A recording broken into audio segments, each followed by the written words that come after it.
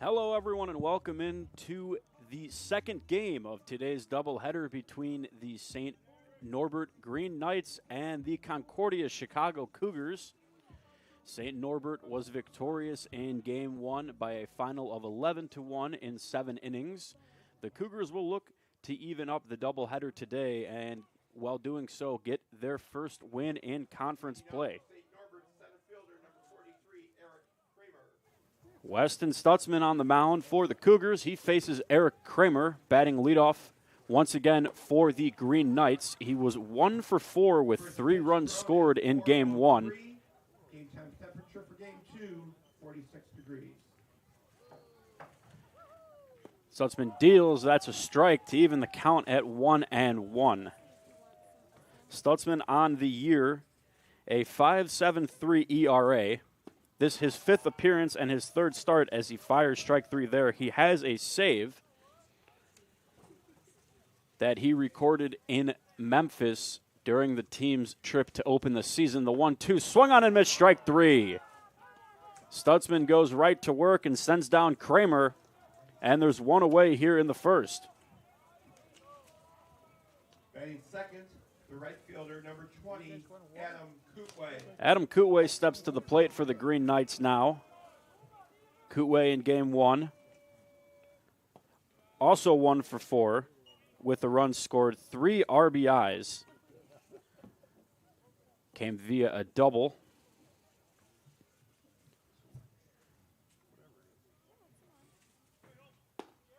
Kevin Garcia doing the catching today for the Cougars in Game 2. Around the infield from left to right is Matthew Uba, Jaime Sandoval, Christian Jacob, and Brody Mariotti at first base. Howie Hatton is doing the designated hitting for the Cougars, and left to right in the outfield, Tyler Dorsch, Eli Hickman, and Aiden Donovan. So a few changes from Game 1. Uba is at third in place of Tyler Crater, who provided the lone Cougar run in Game 1 with his first career home run. Aiden Donovan is in right. He was not in the lineup in Game 1.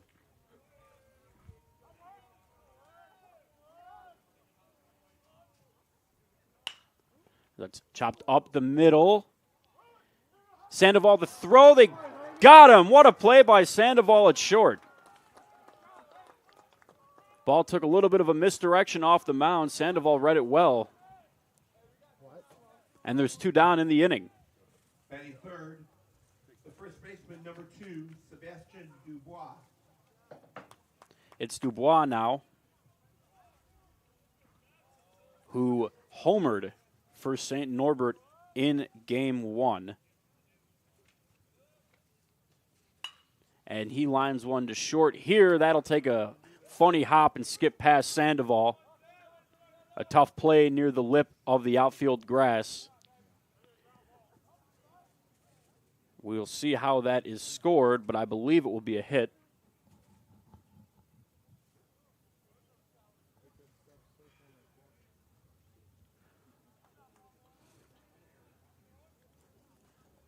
But that's why I'm not keeping score. It will go E6.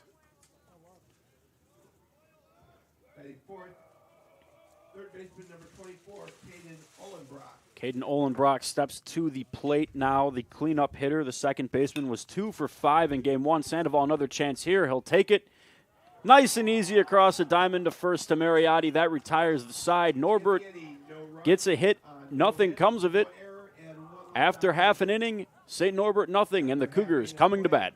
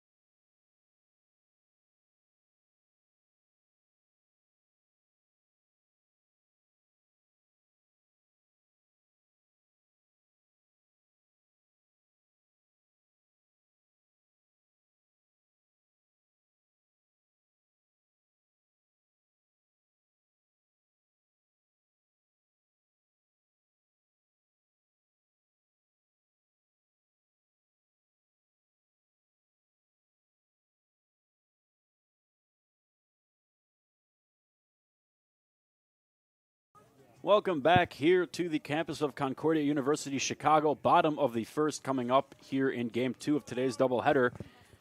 Howie Hatton steps into the box to lead things off for the Cougars.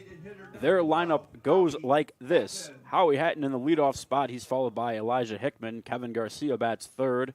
Brody Mariotti in the cleanup spot. He's followed by Matthew Uba, Tyler Dorsch, Aiden Donovan, Christian Jacob, and Jaime Sandoval rounds things out in the 9-hole. Hatton takes ball one. It's 1-0. Hatton doing the designated hitting duties for the second time in as many games today. He was the best at the plate for the Cougars in Game 1. He was 3 for 3 with a walk. 3 of the Cougars' 5 hits came courtesy of Hatton. One of them to lead off the game. We'll see if he does that again here. Is this a shot deep to left field? This ball is off the wall on a hop.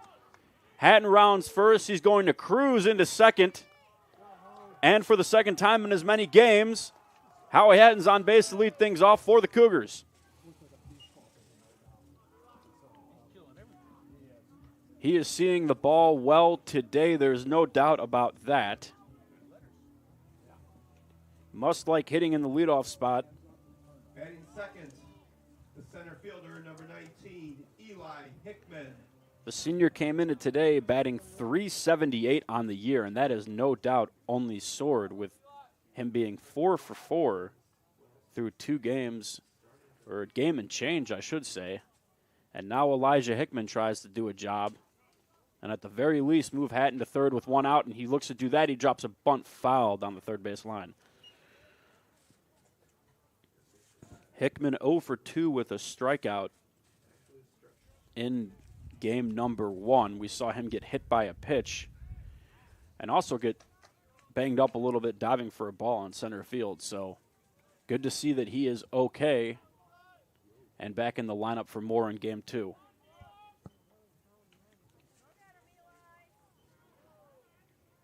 It's Aiden Trusky on the mound for St.Norbert. Freshman.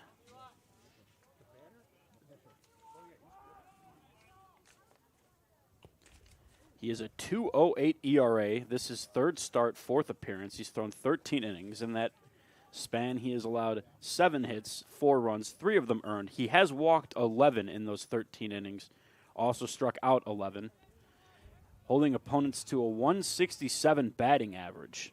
So if he can control the free passes, the assumption would be he should be all right. But the Cougars are going to try to win this game with their bats after only scoring 1 in the first half of this doubleheader as Hickman takes a ball. Count moves to 1-2. With the bunt out of the picture now, Hickman will just be looking for a good contact play to try to advance Hatton, who stands out on second with his leadoff double. 1-2 pitch coming, taken outside for a ball. Count even now at 2 apiece.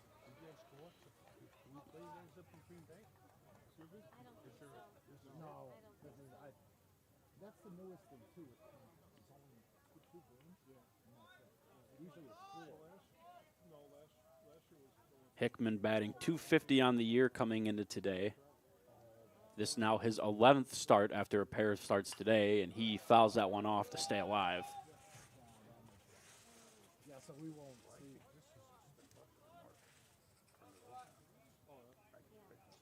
He's drawn 10 walks, which is the most of anybody in the Cougars lineup today.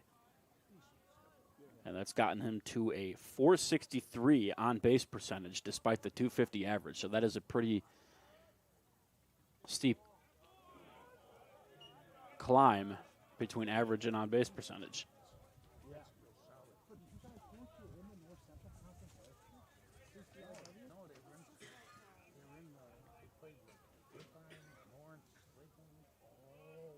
He's now worked the count full with the payoff pitch from Trusky coming.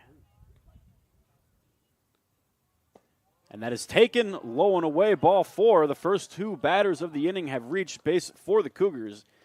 That is something that you could not have said at any point in game 1, And so now Kevin Garcia looking to keep that train rolling. He's doing the catching duties here in Game 2. Colton Wallace was the catcher in Game 1. Obviously, difficult to double up behind the dish in a doubleheader. So Garcia assumes the duties here in Game 2. He comes in hitting .214 on the year. This now his 9th start.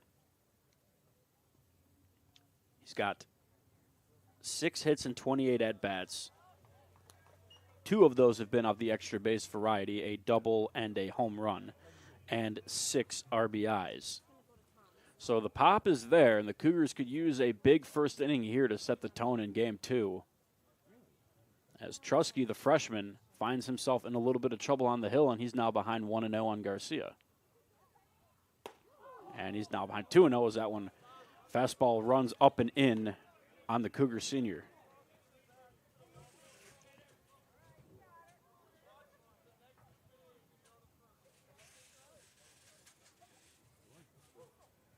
Two and 0 now here. Garcia will look for something he can drive. The pitch swung on and popped foul down the left field line. Couple guys giving chase. And did that fall fair? That fell fair. The wind knocked that back into fair territory.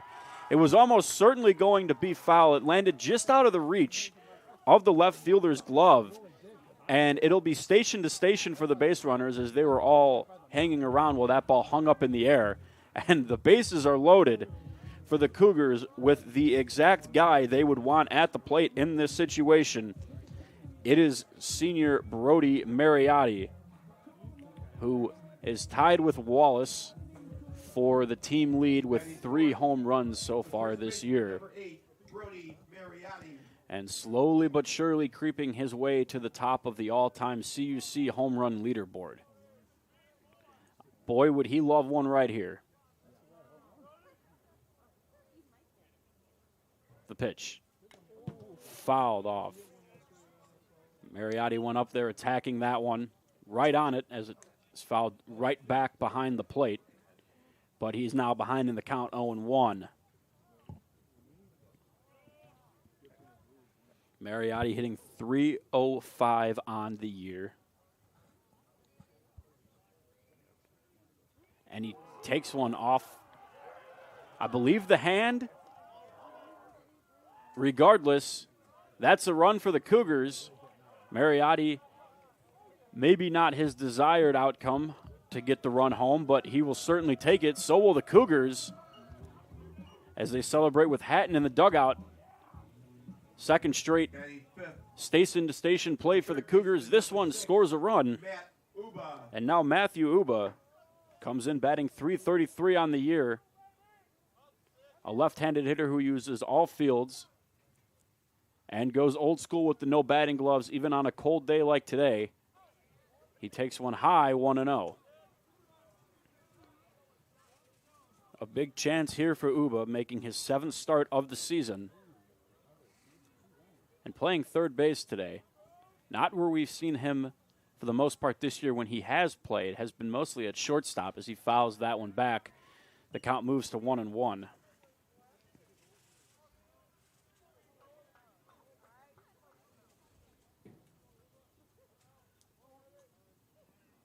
Uba, senior, native of Darien, Illinois, not far down the road.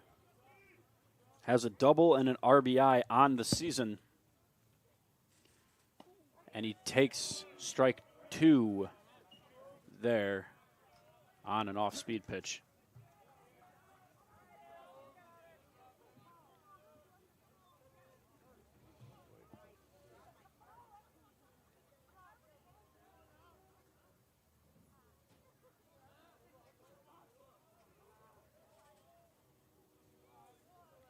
Bases loaded with Cougars. Hickman on third. Garcia on second. Mariotti at first. And nobody out here in the first inning. Pitch is taken outside by Uba. And the count moves to 2-2. Big chance here for the Cougars, who were down 8-0 after 3 innings in Game 1. This is now their chance to answer back with an early flurry of runs against the freshman Trusky. The pitch. Grounded to second. Could be two. The run will score regardless, and it is a double play. So the Cougars get the run as Hickman comes home to score. But if you're Trusky, that is probably the best result you could have asked for. Unless he wanted to be greedy and ask for a triple play. But he gets two of the outs. And now he has a chance to escape this first, allowing only 2 runs. And we saw a similar first inning for Zach Litke in Game 1 with the Cougars. Norbert threatened heavily in the first inning of that game. Some defensive miscues led to, I believe the Green Knights batted around, or at the very least sent 8 batters to the plate. But Litke got out of the inning allowing only 2 runs, and right now Trusky is trying to do the same in Game 2. As that ball is fouled off by Tyler Dorsch. Dorsch did not play in Game 1. This is his second start of the season. Those who follow the broadcast and the team will remember him for hitting his first career home run down on the Florida trip, and it came at a prime time as it was a walk-off winner for the Cougars. He goes down looking there, however. The Cougars get 2, Strand 1. We head to the second. 2-0 CUC.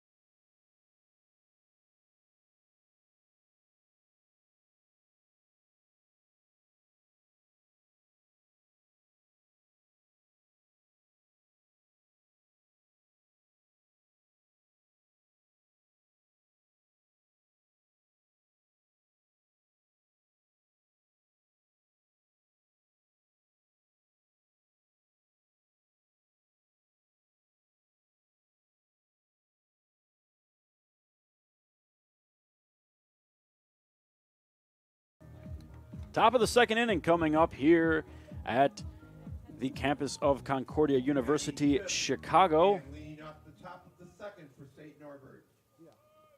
Weston Stutzman back to work for the Cougars. He faces Isaac Gerhardt, who is batting 5th in Game 2 here for the Green Knights. Gerhardt DHing in Game 2. He did the catching duties in Game 1, so obviously important to St. Norbert that he stay in the lineup here in Game 2, and they keep the bat in there, and he takes inside. It's now 2-0. In Game 1, Gerhardt was 2 for 4 with a run scored. Left-handed hitting catcher.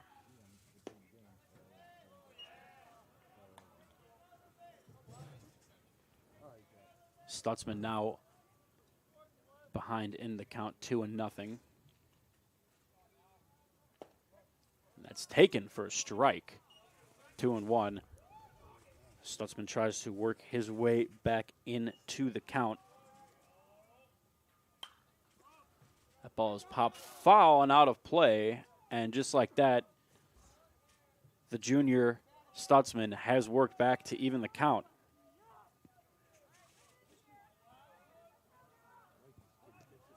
My apologies, it is a full count.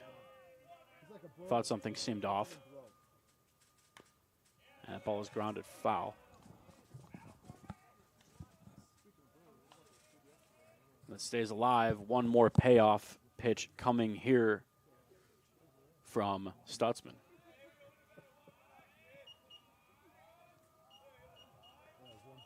Once again, the payoff from Stutzman. Grounded to second. Jacob is there. He is up and fires to Mariotti at first. And it's out number one. The Cougars throw it around the infield.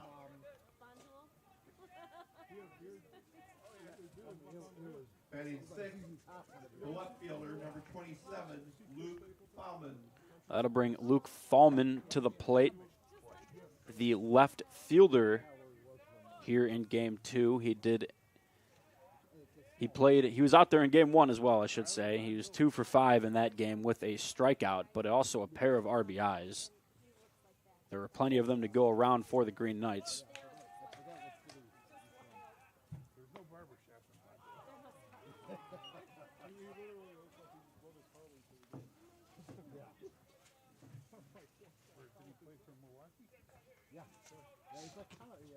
Swung on and missed.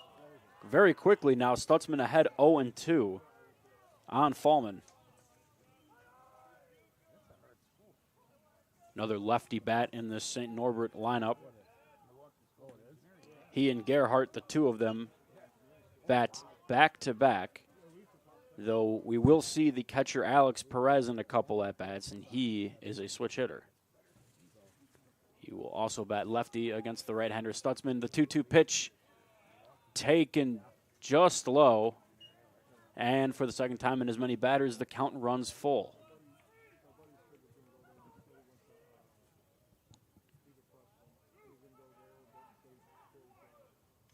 Swung on and missed, strike 3. Tipped into the glove of Garcia. The Cougars fired around the horn. Stutzman sent down the first 2 batters here in the second inning. Batting seventh, the second baseman, number 11, Trevor Reinhardt.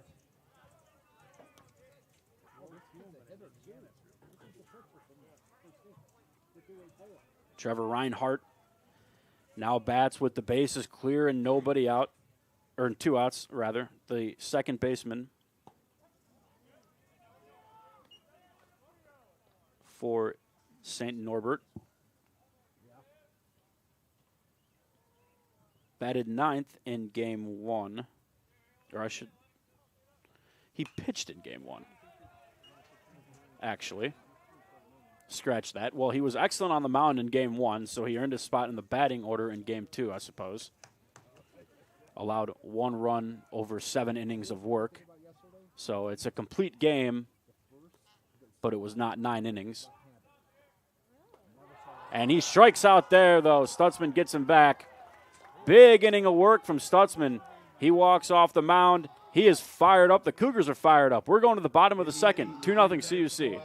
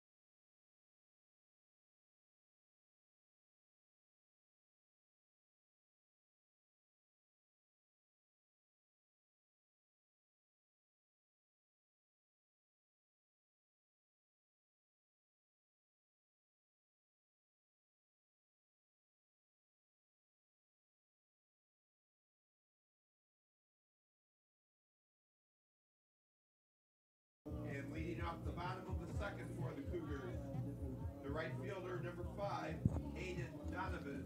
Aiden Donovan leads things off here for the Cougars in the bottom half of the second.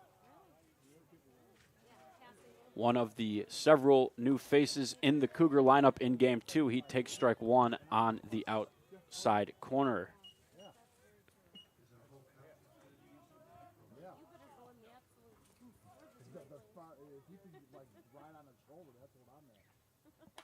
Donovan fouls that one back, and very quickly he's behind 0-2. For Donovan, this is his 7th start of the season.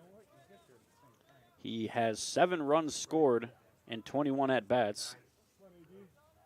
6 hits, 3 of them are doubles, and an RBI. He looks to get another productive inning for the Cougars started here, and he takes an off-speed pitch off the plate, 1-2. Trusky trying to get him to chase there, knowing he has a couple of pitches to work with after jumping out ahead 0-2 on the Cougar sophomore. The 1-2 pitch. Line foul back behind the plate. We'll do it again. As Jaime Sandoval raced over to get the ball from the Cougar dugout, but Perez, the St. Norbert catcher, was much closer to it.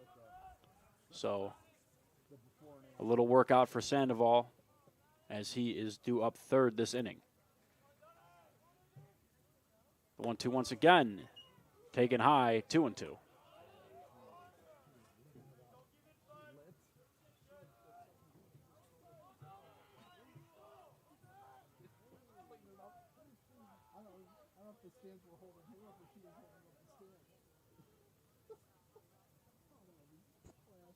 Two pitch. Taken low and inside. Donovan has worked the count full. And the Cougars threatening to put the leadoff runner on for the second time in as many innings.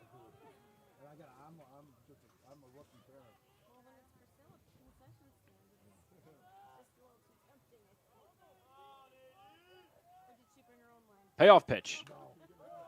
Fouled off his foot. Donovan shakes it off. It is his back shin, so the one without the shin guard, of course, that took the brunt of that foul ball. But he gets ready and steps back into the box as we get ready for another payoff pitch here to the Cougar left fielder, or right fielder. Payoff pitch once again fouled off. This is pitch number 9 in the at-bat coming up. This has turned into a little bit of a battle here between Trusky and Donovan. The battle of the Aidens. How about that? And once again, the payoff. This ball is popped into shallow left. The shortstop, Voles, is out there. He makes the catch for out number 1. That'll bring up Christian Jacob, the second baseman for the Cougars. The second baseman, number 2, Christian Jacob. 0 for 3 with a strikeout in game 1. Batting .273 on the year, and this now his 10th start.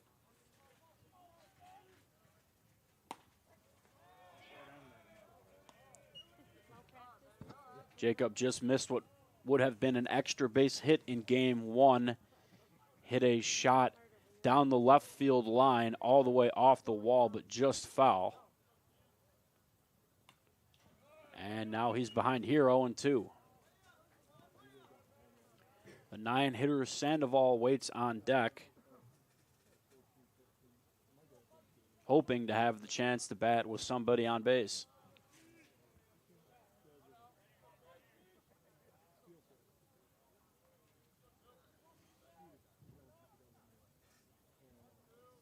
The 0-2 pitch coming up here to Jacob, and he takes that one low and in the dirt, skipped all the way up off the backstop and out of play. That was not something you see every day, as one lucky fan gets to retrieve the ball and take it back to the Cougar dugout. That went under the bleachers. Or maybe he'll keep it and take it home. Something to remember the day by. Jacob loops one to short. Going to be a tough play. Barehanded by Vols. He throws it away at first. There was really that'll go as a hit for Jacob. That was really a tough play for the shortstop the entire way with where that landed. It was an impressive barehand, but he had to be quick with the throw, and because of that, the throw was wild. Jacob may have beaten it regardless, though. He has good speed. The shortstop, number 29, Jaime Sandoval. And that speed here is something to monitor as he stands on first base with one out. Jacob is 4 for 4 in stolen base attempts this season. And you can't help but wonder here with your hottest hitter on deck and Howie Hatton if you aren't trying to get Jacob into scoring position. One out in the inning, though. First pitch to Sandoval is popped foul over our heads and out of play.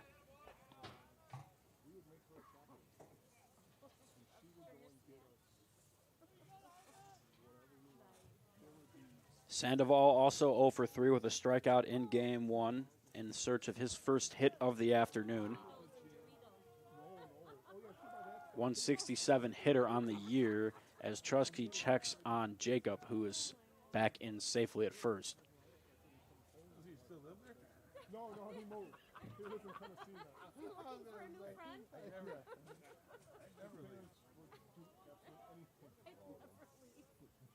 Trusky comes set. The 0-1 offering is taken just, I believe, just outside for a ball. Or, no. It was a little bit of a delayed call on the strike. I thought it looked like a strike at first, but we didn't really get much of a motion from the home plate umpire for a second there. It is 0-2 regardless, though, as Trusky once again checks on Christian Jacob.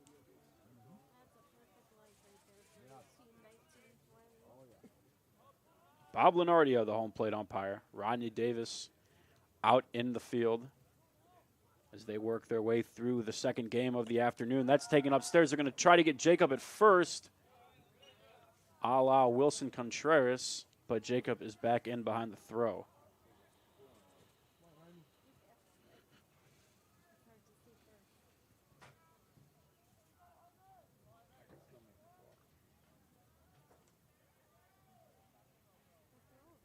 The 1-2 offering to Sandoval is swung on a missed strike 3 that had a little bit of late movement on it, and Sandoval swung through it, and there are 2 away here in the second.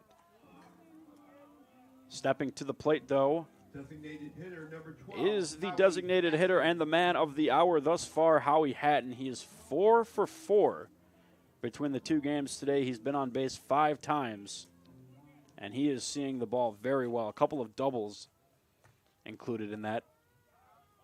Absolutely smoked the ball off the left field wall in the first inning. If he got it up a little higher, it may have stood a chance to leave the yard. And Jacob's taking off, and I may have jinxed him saying he was 4 for 4 on stolen bases this year. Jacob is gunned down at second. The Cougars get a hit in the inning but do not score. We're on to the third. 2-0 CUC.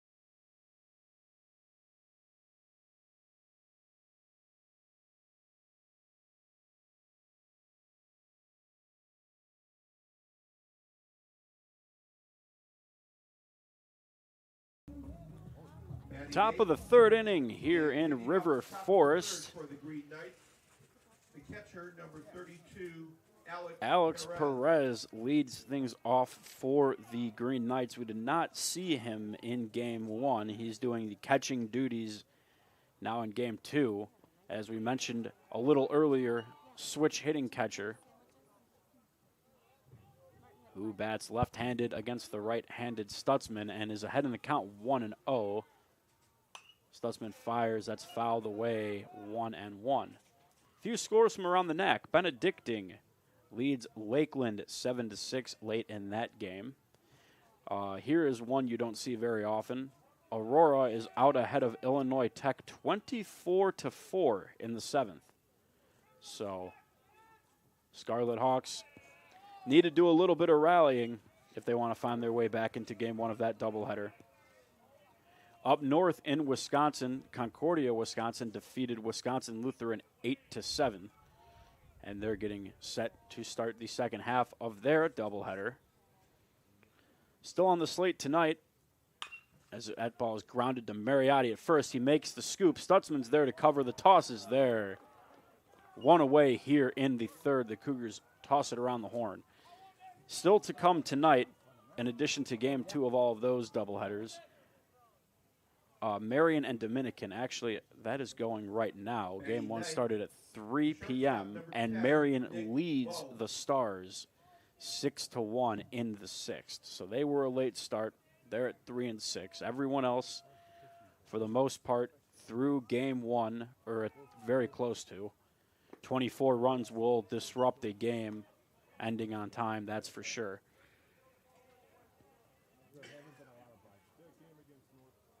Back to the action here. Stutzman is behind 1-0 on the 9-hitter Vols. Vols puts down a bunt. That's foul.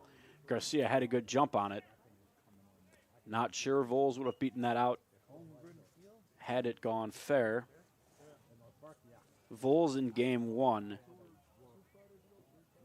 0 for 1 with a run scored and 2 walks. So certainly not ideal when you issue 2 free passes to the 9-hitter. And Stutzman's behind on him again here, 2-1. So Vols certainly a patient hitter at the plate. And the top of the order and Eric Kramer wait behind him. Stutzman into the windup. He fires. That's shot foul. Rolled all the way out to Mariotti at first. He'll toss it into the dugout. And Stutzman will look to retire Vols here on this next pitch. Stutzman working fairly quickly, even with the longer windup. And he strikes him out. He had Vols reaching out ahead of that one. Garcia fires it around the horn, and there are 2 down in the inning for Eric Kramer. Kramer is 0 for 1 with a strikeout. Number 43, Eric Kramer. In this game 2. Just 1 for 4 in game 1. And now Stutzman deals, and that's taken right down the plate for strike 1.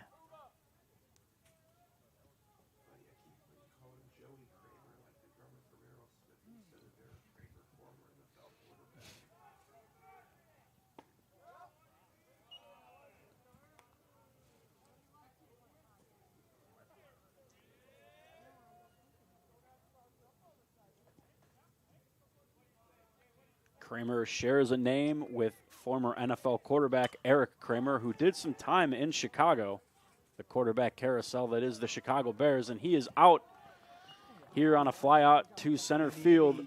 We will move to the bottom of the third. Couple 1, 2, 3 innings from Stutzman. It's 2-0 CUC.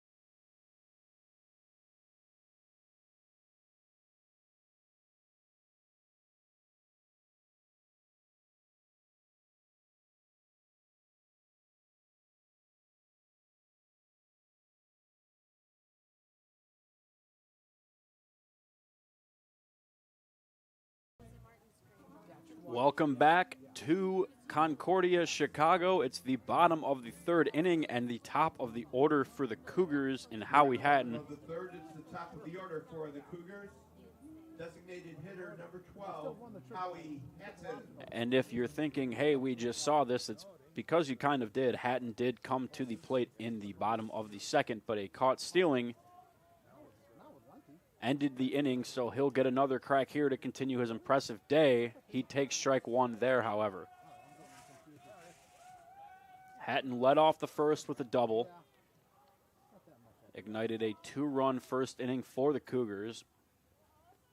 We'll see if he can provide the same kind of spark here in the third as he sends one high into center field. That will not fall, however, as the center fielder Kramer, the aforementioned Eric Kramer, took a few steps back, but eventually tracked that one down Eli Hickman. in fairly shallow center. So a good read by Kramer. They say to always make sure your first step is back when you're in the outfield. And he was able to cover his ground. Hickman now shoots one down the left field line. This is foul.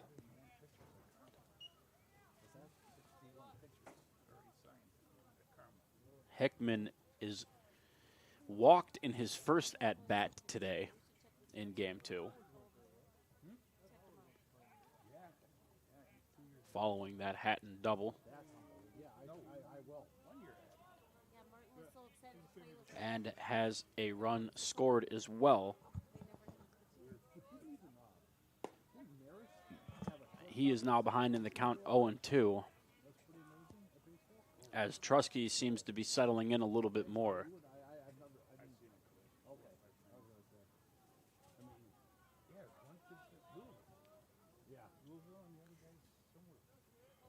Trusky gets ready. He fires the 0-2, taken outside. Trusky not quite the extensive windup that we see from Stutzman in the top half of this inning.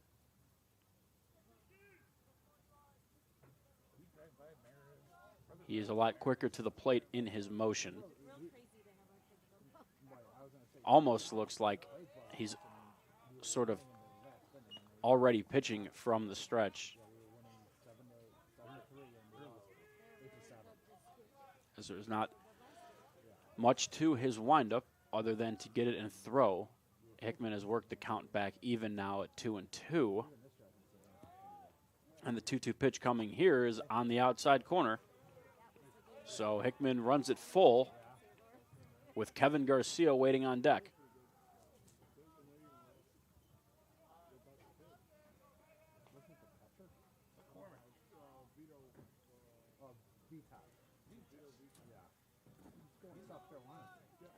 The 3-2 offering. Lifted deep to right field. Giving chase on it. This ball is going to be caught at the warning track. A great read by Kootway out there to run that one down. I thought Hickman had it for a second off the bat there. Wind is blowing out to right, so just not quite enough on it. Kootway makes the catch up against the wall. And that'll bring up Kevin Garcia with 2 down here in the Cougar half of the third. Pitch. Smoked down the left field line. This would be gone by a mile if it were fair, but unfortunately it's well foul out over the cage where track and field throwers practice during their outdoor season. I know there's a more proper term for what I'm trying to describe, but I can't think of it off the top of my head right now. As that ball is shot down the left field corner, just foul again. Garcia's just out ahead of these. Those are 2 ropes off the bat of the senior, the Chicago native Kevin Garcia. That one just missed being fair by a few feet. It wasn't as deep as the other one. So now here down 0-2, he looks to try to straighten it out. Find a gap somewhere and get on base in scoring position with 2 outs for Brody Mariotti, who stands in the on-deck circle. The 0-2 pitch to Garcia. Fouled straight back. He's right on that one. So working the timing out a little bit now, he'll look to get something to hit. I can't imagine he's going to see much of what he's seen these first 3 pitches. Maybe Trusky goes something off speed here, as Garcia has already been eager this at-bat. We've seen it with him being early on the first couple of pitches. And the pitch. Grounded to third. Up with it is Ohlenbrock, and he throws out Garcia to retire the side in order. We head to the 4th. It is 2-0 CUC.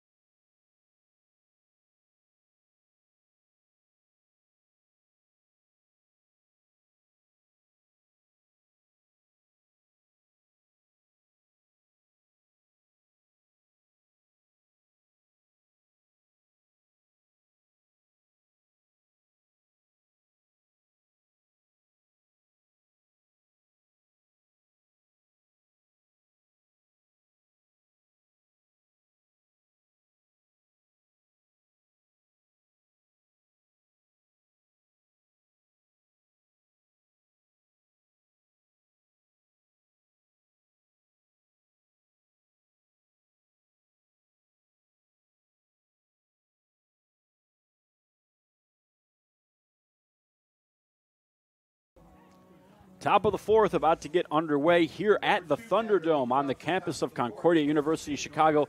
Thanks so much for being with us. Weston Stutzman, the Cougars starter, gets ready for his 4th inning of work. He's got 4 strikeouts through 3 innings so far and is coming off back-to-back 1-2-3 innings. He'll be working through the order for a second time here, and it starts with Adam Kootway, the right fielder, who we saw make the nice grab to rob Eli Hickman of extra bases in the top half of the inning.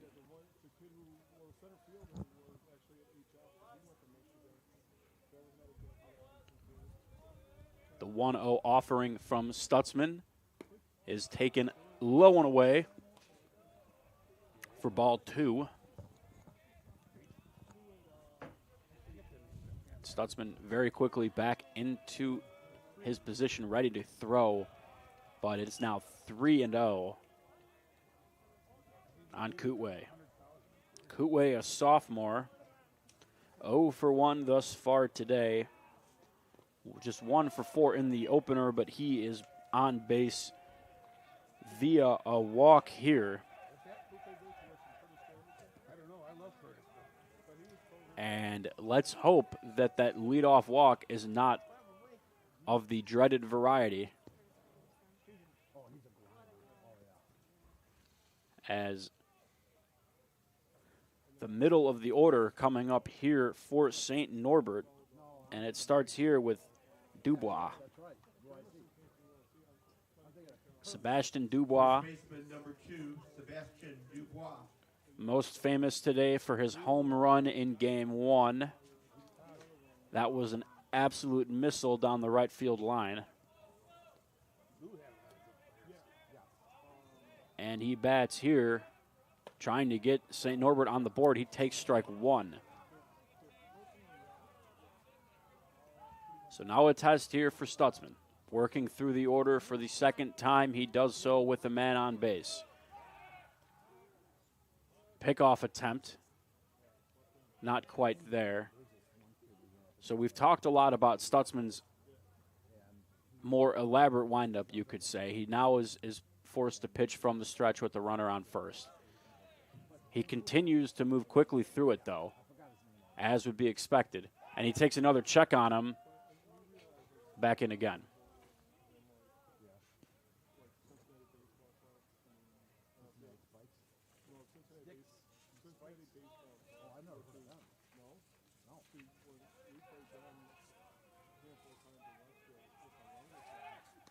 Kootway 1 for 1 in stolen base attempts this season, so.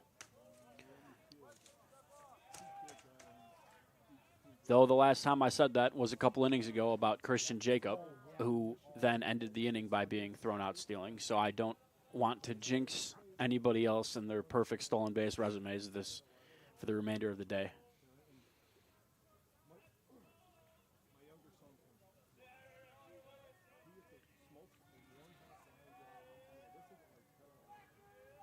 Oh, 1 pitch coming up here is taken just off the outside corner. That's where Kevin Garcia wanted it.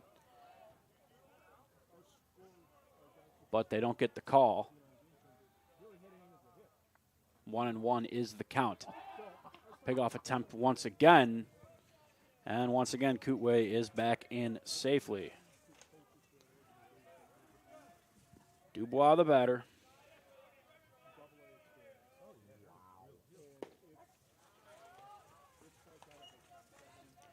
And he is the guy in the St. Norbert's lineup. He came in tops among qualified hitters with a .378 average.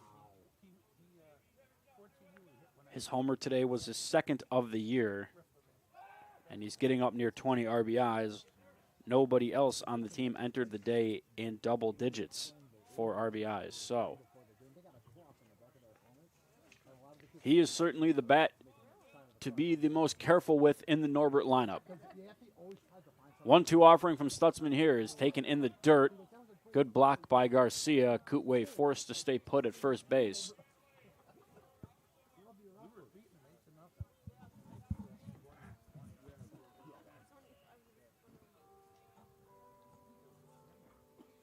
Stutzman once again fires home. He struck him out.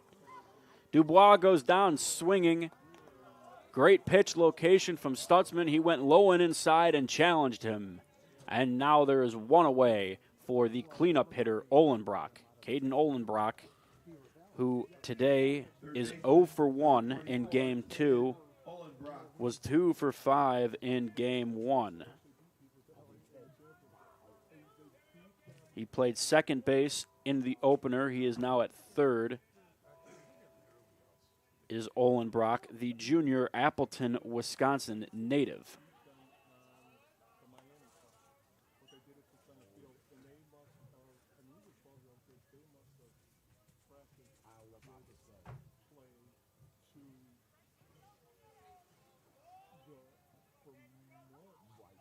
Dubois actually a native of Ottawa, Ontario. And that ball is chopped up the middle, could be 2. Jacob has it, he steps on the bag for 1, he throws to first, a double play. Smooth defense from Jacob up the middle. Stutzman works around the leadoff walk. We head to the bottom of the 4th. CUC leads 2-0.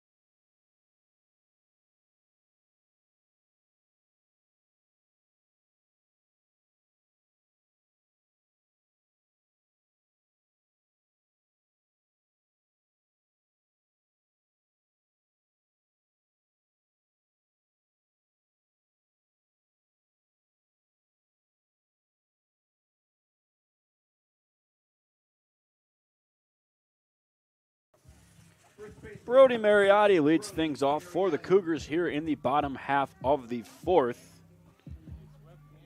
If you're just joining us, the Cougars jumped out to a 2-0 lead in the first inning, and Weston Stutzman has been dealing on the mound. A couple of 1, 2, 3 innings as Mariotti skies one high on the infield, and that'll be out number 1 as the pop-up is corralled by Dubois, the first baseman. Stutzman then, last inning, after coming off back-to-back 1, 2, 3s, walked the leadoff batter, but a strikeout and a double play negated any threat the leadoff walk presented. And the Cougars, now with a chance to add to their lead, it's now Matthew Uba, the left-handed hitting infielder, today playing third base. He takes strike 1. Cougars are in their home pinstripes, white with maroon stripes and lettering. Maroon hats, black helmets. St. Norbert in their visiting grays with green hats. Gold trim and lettering on the Green Knights uniforms. Well, I didn't mean too much at you, Jeff, but I heard you talking things like solo and shows. So I don't. The 1-1 here is fouled away back near the track behind us, and it's 1-2 on Uba. He made All-State last year as a rising junior. He auditioned over 2,000 kids and made cabaret as one of the dancers. Well, we were thinking Northwestern, but the problem with Northwestern is everybody that you want to know. 1-2 pitch coming here. Once again, fouled the other way, well out of play.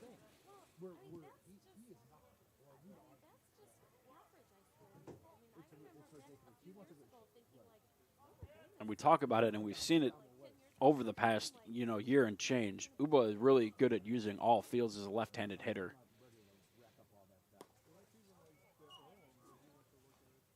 And he is now even at 2-2.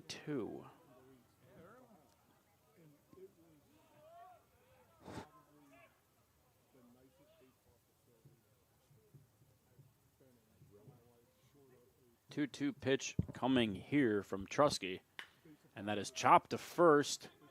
He'll take it himself unassisted. Dubois has both the putouts so far this inning, and there are 2 away for the Cougars. The left fielder, number 23, Tyler Dorsch. Tyler Dorsch comes up to the plate for the Cougars. He's 0 for 1 with the strikeouts so far today, is the freshman.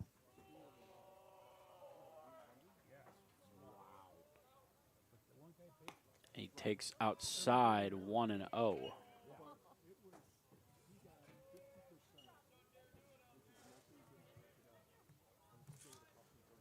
Was a lot warmer this morning when the sun was out. We have yet to see the sun since action began today at 1 p.m. Not warm, but also not terribly cold. Maybe if you're standing in the dugout for the entire game, but if that's the case, you're a little bundled up. Some blankets out in the stands, so maybe it is a little cooler than I thought. Dorsch takes another ball. The count runs to 3-0. Aiden Donovan waits on deck if Dorsch is to find his way on base. And Christian Jacob is behind him if the Cougars really get something going here with 2 outs. 3-0. Dorsch likely taking all the way. The count moves to 3-1. He'll look for his one pitch to drive here. We know he has the power to leave the yard, or at the very least find a gap. He skies this one to shallow right. However, the second baseman, Reinhardt, ranges over, makes the grab, and that does it for the 4th. We are on to the 5th. 2-0 CUC.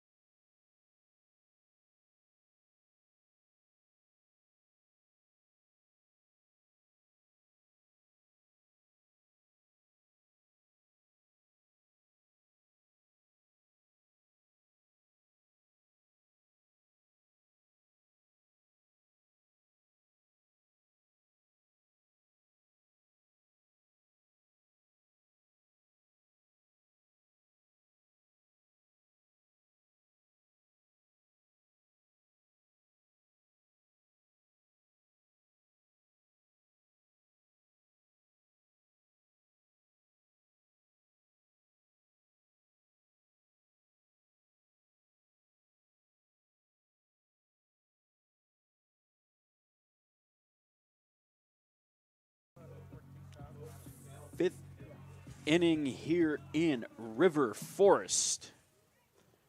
Justin Bjorstad with you on the call from the Thunderdome. Weston Stutzman goes back to work against Isaac Gerhardt, the designated hitter for the Green Knights. He shows bunt, pulls back, takes ball one. Not too often you see your fifth hitter DH show bunt, but we did there. And Stutzman comes back with a strike on the outside corner to even the count at one apiece.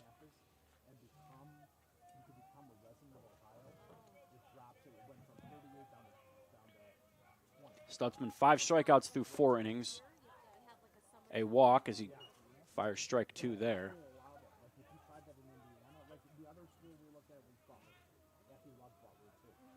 And he's ahead now.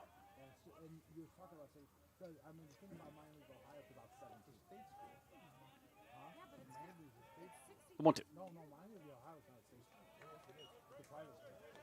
Good job by Garcia receiving that pitch. Trying to steal the strike for Stutzman, but the home plate umpire doesn't quite fall for it. And the pitch. Shot to center.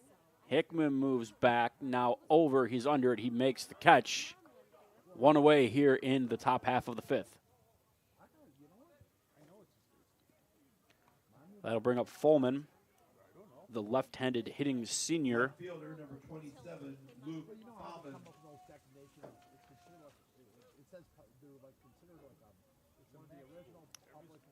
Native of Sun Prairie, Wisconsin. Attended Madison Edgewood High School. And he is behind in the count 0-1. 0 for 1 with a strikeout today in game 2 is Fulman. And he's now behind 0-2 in the count here. Stutzman looking to send him down on strikes for the second time today. Stutzman continues to work quickly, or at the very least get set quickly. Misses high there, 1-2.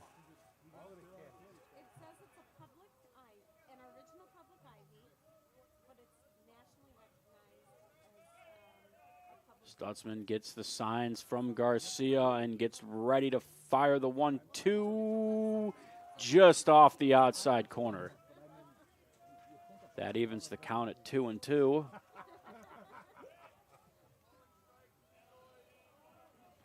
Thought he had him there for a second. We'll try it again. That's low, and the count runs full on Fulman.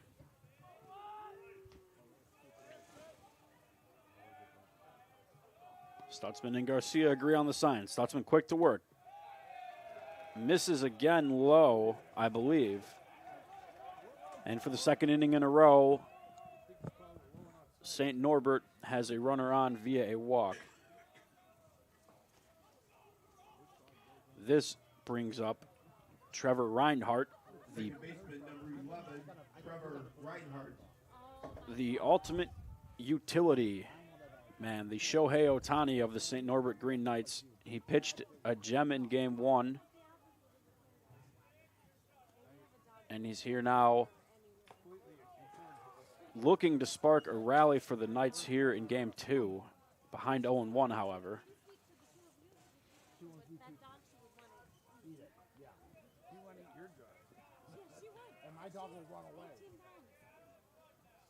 Stutzman from the stretch fires. It's a shot to third off the glove of Uba. He might have a chance at the out at first, and he gets him. So no double play. Stutzman did get his ground ball. The runner advances to scoring position. But there are now 2 away for the 8th hitter, Alex Perez.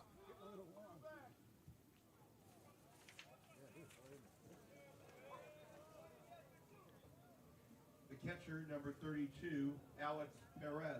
Alex Perez, local to the area. He is from Buffalo Grove, Illinois. The senior switch hitting catcher has a chance to drive in his team's first run of game 2. He fouls that one off. However, it's 0-1.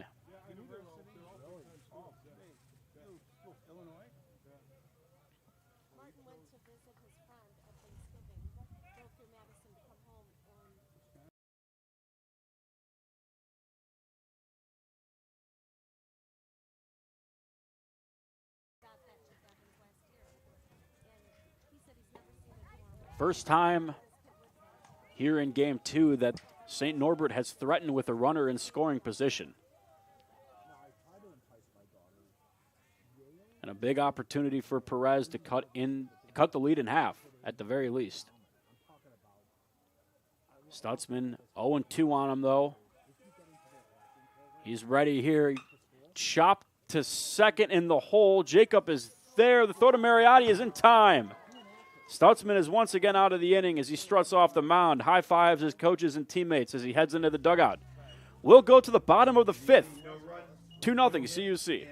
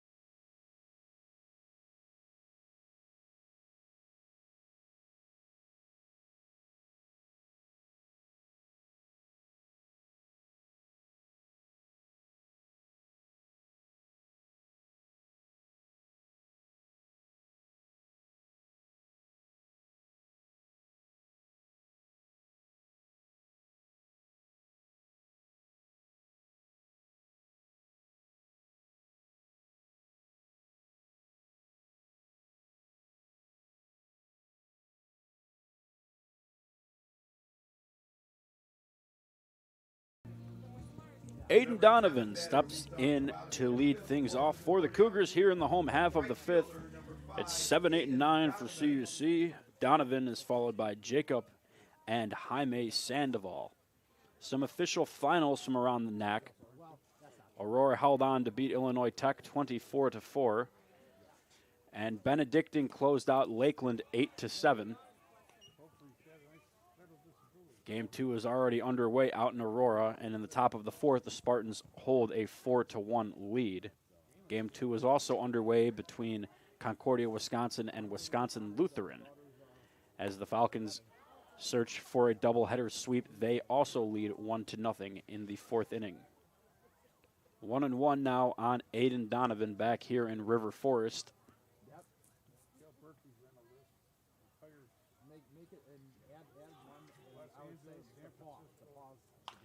As he dribbles one out to short, it's going to be a really tough play, but it is made by Nick Voles. Donovan, not a speed demon, but not slow by any means, and that was a very nice play in the hole by the shortstop on the backhand to fire it across the diamond. The second baseman, number 2, Christian Jacob. That brings up Jacob, who is 1 for 1 here in game 2, responsible for one of the Cougars' 3 hits.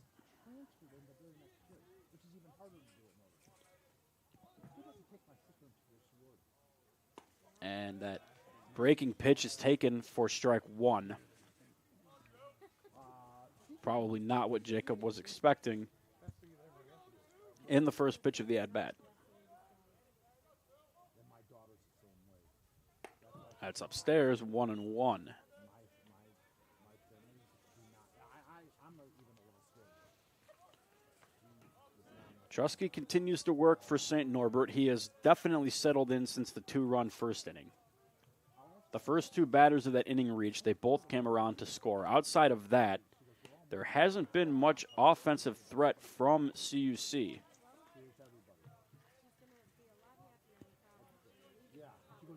They got their runs early, but would sure love some insurance here as the game has hit the halfway point.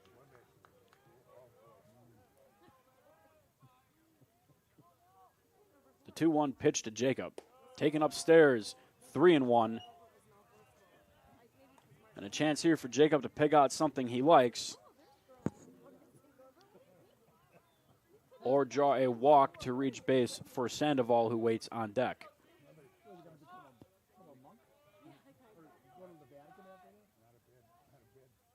The pitch. Swung on and missed. Got that pitch he was looking for.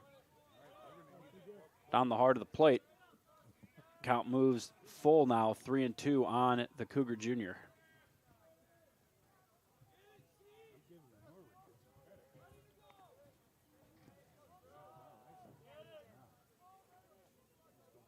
Payoff pitch. Fouled off. Right back behind the plate. And we'll do it again.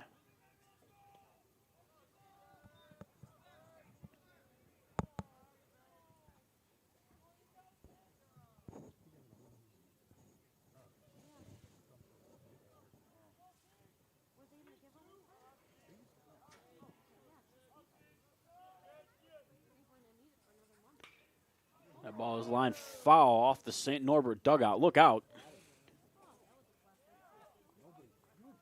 That one came screaming off the bat of Jacob. Everyone kind of laughing about it down there, including Cougar head coach Colin Connor.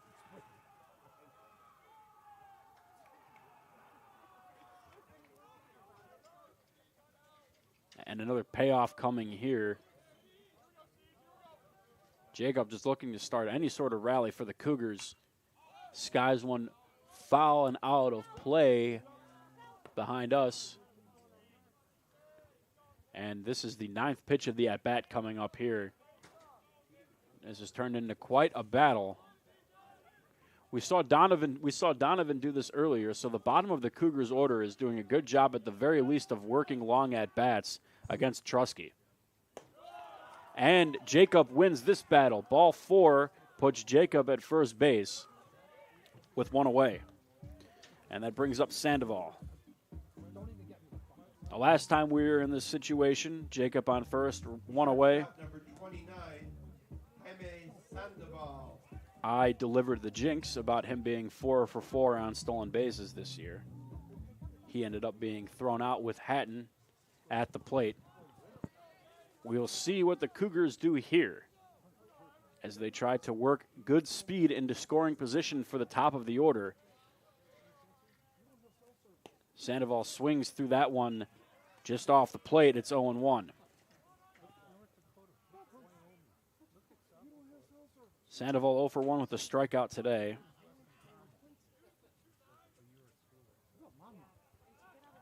As they check on Jacob. But he's in easily. Jacob, number 2, being held on by number 2, Sebastian Dubois, over at first. Jaime skies this one. Will it get out of play near the Cougar dugout? It hits off the top of the dugout. The catch is made by a Cougar player in the dugout. But I don't think St. Norbert is going to get credit for that out.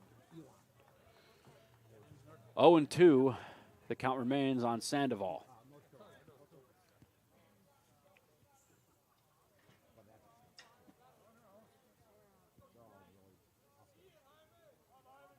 Wind blowing out to right. We saw Hickman, the left-handed hitter, get one up in the wind earlier. That was caught at the wall. Sandoval takes that inside. 1-2.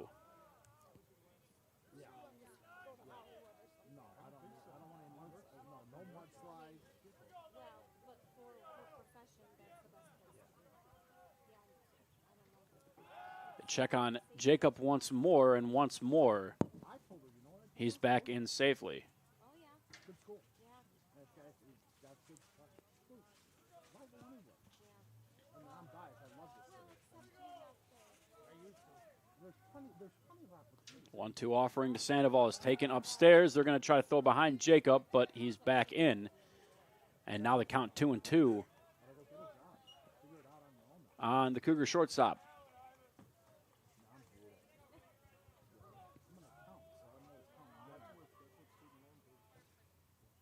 Jacob gets a healthy lead over at first with Dubois holding him on. And maybe Trusky's thinking a little too much about Jacob. He's missed high on his past 2 pitches. Count runs full on Sandoval. And you wonder, even if one out, even with only 1 out, if Jacob might be thinking about taking off with this pitch and taking second base. The payoff. Taken upstairs. That's ball 4. Cougars threatening here in the 4th, 1st and 2nd, 1 out. And their leadoff man, Howie Hatton, stepping to the plate. A big moment here for the senior.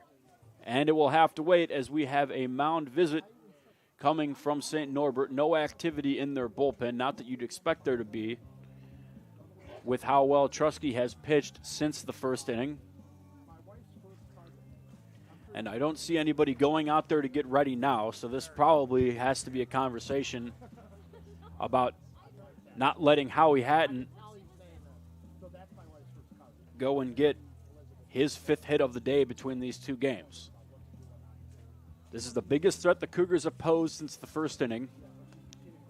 The only frame either team has scored this entire game.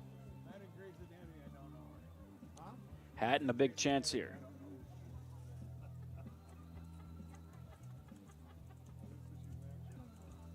That shows a lot of stuff. My wife loves it. I'm like, I'm done. I don't want to watch it. Too mad you're Chicago mad and Chicago law. He's 1 for 2 in game 2. 12, Howie Hatton. Trusky talked this at-bat over with his coach. Now gets the sign from his catcher. They're on the same page. And he fires. Hatton chops it foul. Nearly a nice barehanded play made by a member of the St. Norbert dugout. 0-1 as Hatton gets some encouragement from head coach Colin Connor. Cougars looking for that big hit to break the game open here as we move into the latter half of the game.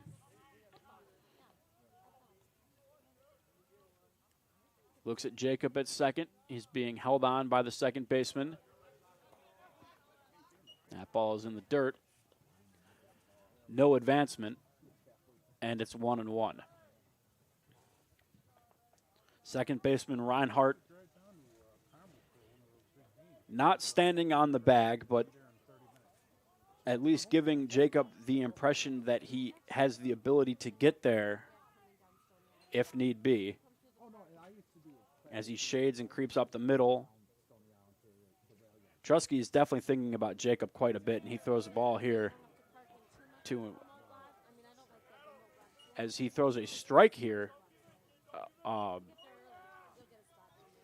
guess, and it's 1-2 now on Hatton.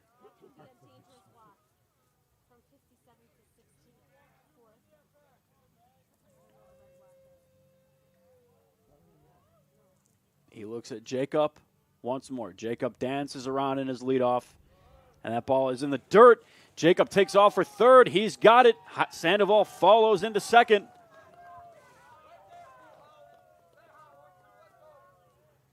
And on the ball in the dirt, the Cougars now with 2 runners in scoring position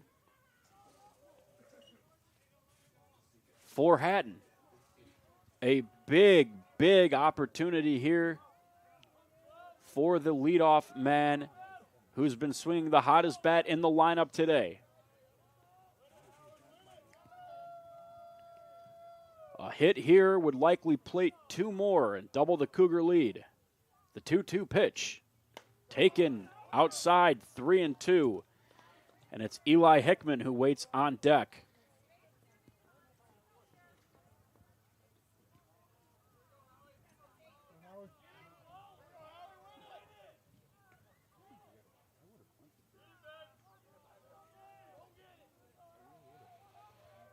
Doesn't appear to be any consideration toward putting Hatton on here. The pitch. Low and away, ball 4. Back-to-back walks. And the bases are loaded for CUC.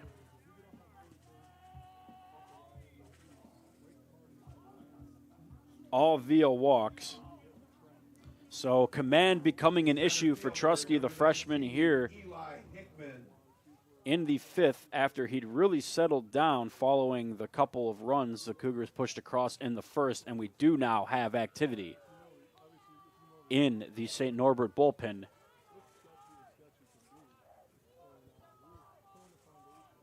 It appears to be number 40, Simon Stewart. But we'll get official confirmation if and when he enters the game as Hickman takes ball 1. Have to be patient here if you're the Cougars. Bases have been loaded through 3 walks. But at the same time, know that a big hit could blow this game open. Hickman lines one to first. And you talk about some bad luck. Hickman hit that ball right on the screws, but unfortunately it was right to Dubois, who corralled it, stepped on the bag before Howie hadn't even had a chance to react, and the threat is avoided. We head to the 6th, 2-0 CUC.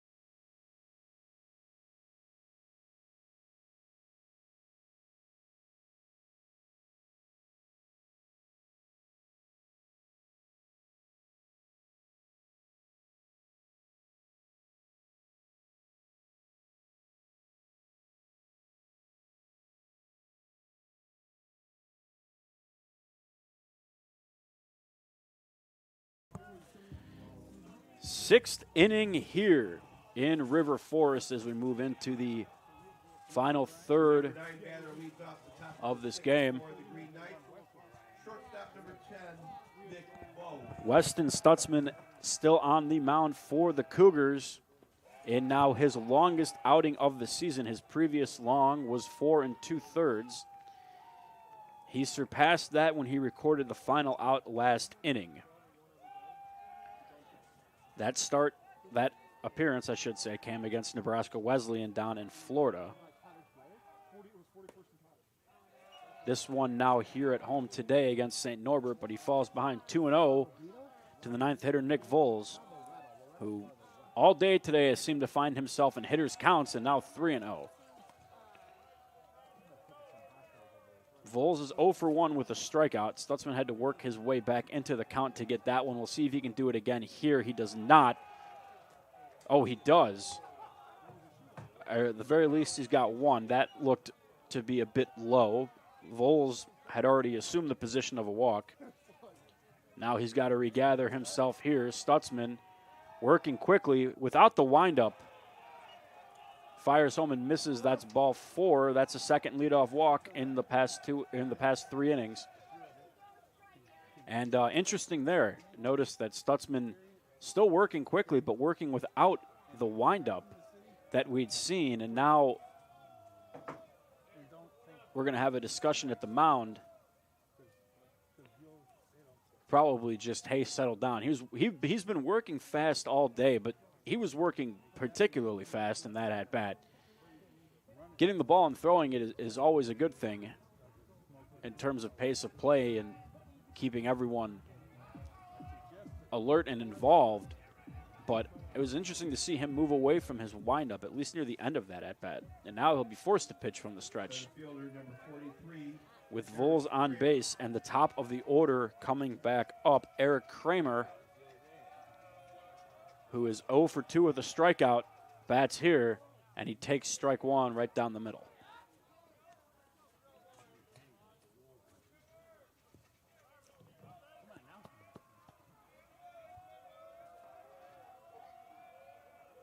Stutzman checks on Voles at first, but he's back in safely.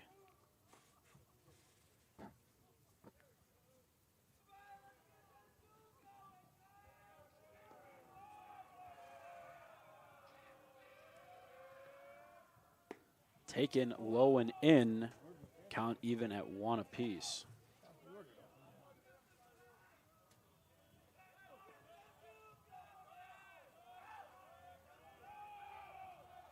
A lot of noise coming from the St. Norbert dugout as they try to spark a rally here in the 6th. That's taken for a strike, however, and Stutzman has a 1-2 advantage on Kramer.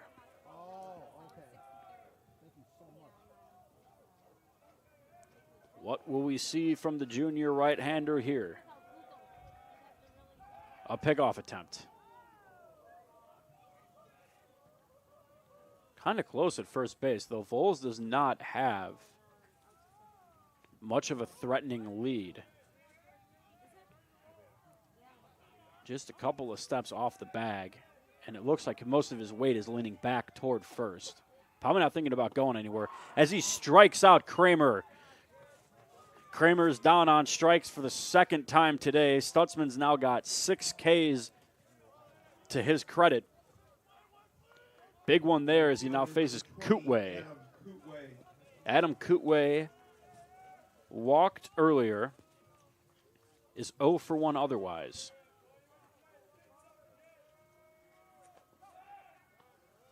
And he once again checks on Voles over at first. Kootway is a sophomore, native of De Pere, Wisconsin. So talk about the hometown kid. And he shoots one up the middle there. That's the first hit of the day for St. Norbert. I apologize for burying the lead, but I felt I had maybe jinxed enough today. But nevertheless, St. Norbert is in the hit column for the first time this afternoon, and they now threaten with runners at first and second, just 1 out, and their most dangerous hitter stepping up to the plate. So the same exact situation the Cougars found themselves in last inning. First and second, 1 out, and their most dangerous hitter at the plate. They will hope to hold Norbert to the same result. We'll see if Stutzman can roll a ground ball here, or hey, even get a line-out double play the way Trusky did last inning. Dubois, the batter. He is 0 for 2 with a strikeout thus far here in Game 2. We saw him leave the yard in Game 1. The wind has calmed at least a little bit. Still blowing out to right, though. Stutzman fires home, strike 1. Dubois unhappy with himself there. As we mentioned, he is a native of Ottawa, Ontario. freshman.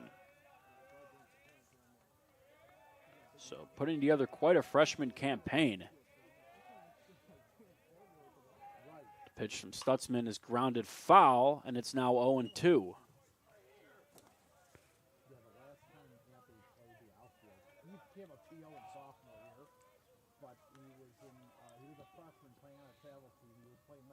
Longest outing of the year for Stutzman. Went 5 1/3 before allowing his first hit. He struck out 6, walked 3. And his pitch count gets up near 80 here in the 6th. The pitch. Up and away, it's 1-2. No one throwing yet in the Cougar Bowl. Actually, we do have somebody throwing. Hidden behind the dugout there. Cannot quite tell from here. Looks like it might be Vinnie Sartorio, but I can't be sure. For now, it's Stutzman and Dubois. The 1-2 offering coming up here is grounded to first. Mariotti's going to go for second. They're going to try to turn 2, and they do! A huge double play for Stutzman. He is jacked. The Cougar bench, the Cougar dugout is ecstatic. What a scene down on the field. We're going to the bottom of the 6th. It's 2-0 CUC.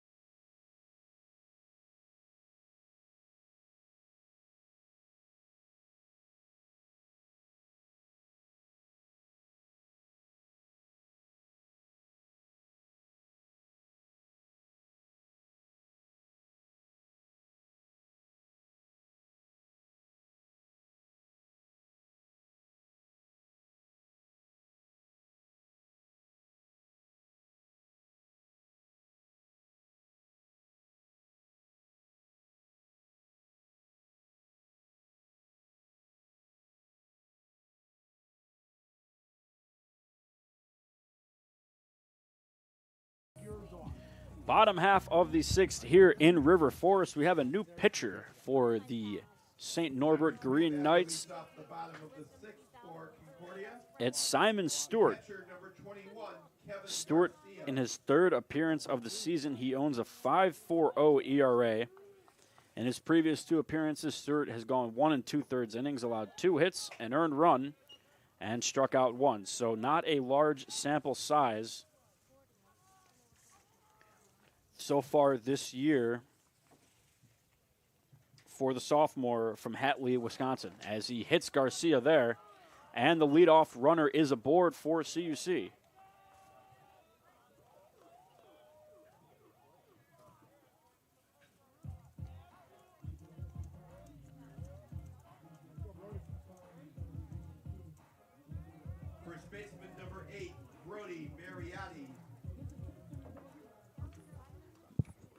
Mariotti now with a runner on first.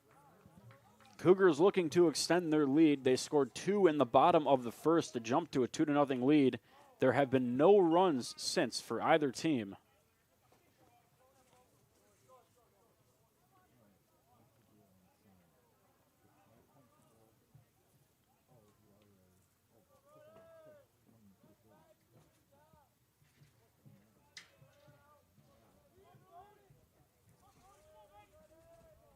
Mariotti does have an RBI, one of the 2 RBIs, and he gets hit.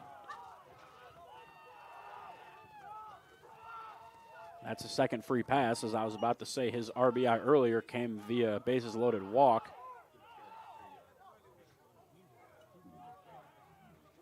And with a little encouragement from his teammates, Mariotti makes a trot down to first base. Think he's going to be all right after that one.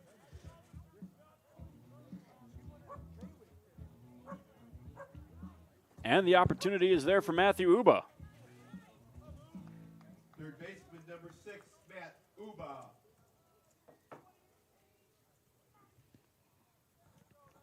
Cougar third baseman looking for his first hit of the afternoon. And it would be a timely one, as he shows bunt, takes a strike, and Perez threw back down to second behind Garcia, who dove back in, got his uniform nice and dirty.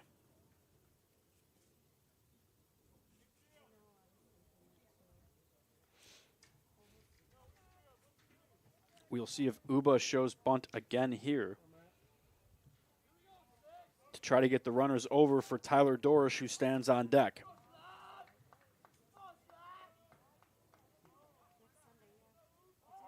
Uba showing bunt. The 0-1 offering is pulls back and takes it outside.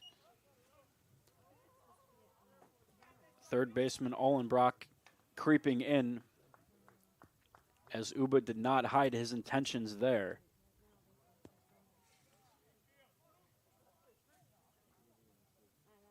Big hole on the left side of the infield, as the shortstop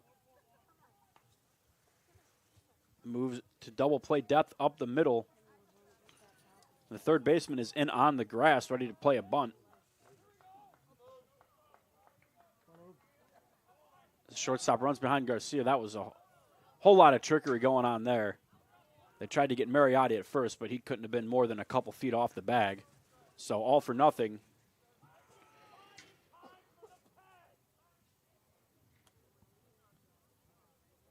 The infield.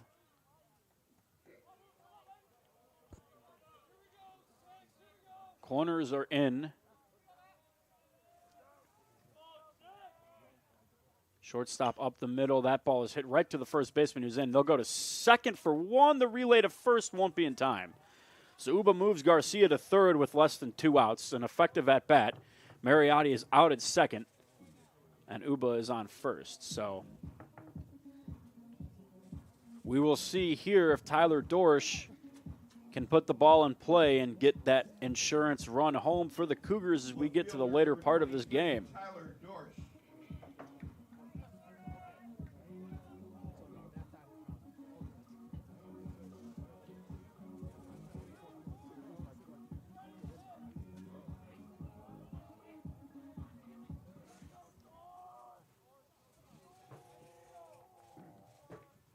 The action has slowed in the Cougar bullpen. We have a left-hander warming up in the Norbert bullpen as Dorsch lifts one to left. This will get caught, but it will also do the job as Garcia races home. It's 3-0 Cougars. Tyler Dorsch steps to the plate, takes care of business, and the Cougars have an insurance run here now, and they are not done batting yet in the 6th. Though Simon may be done pitching.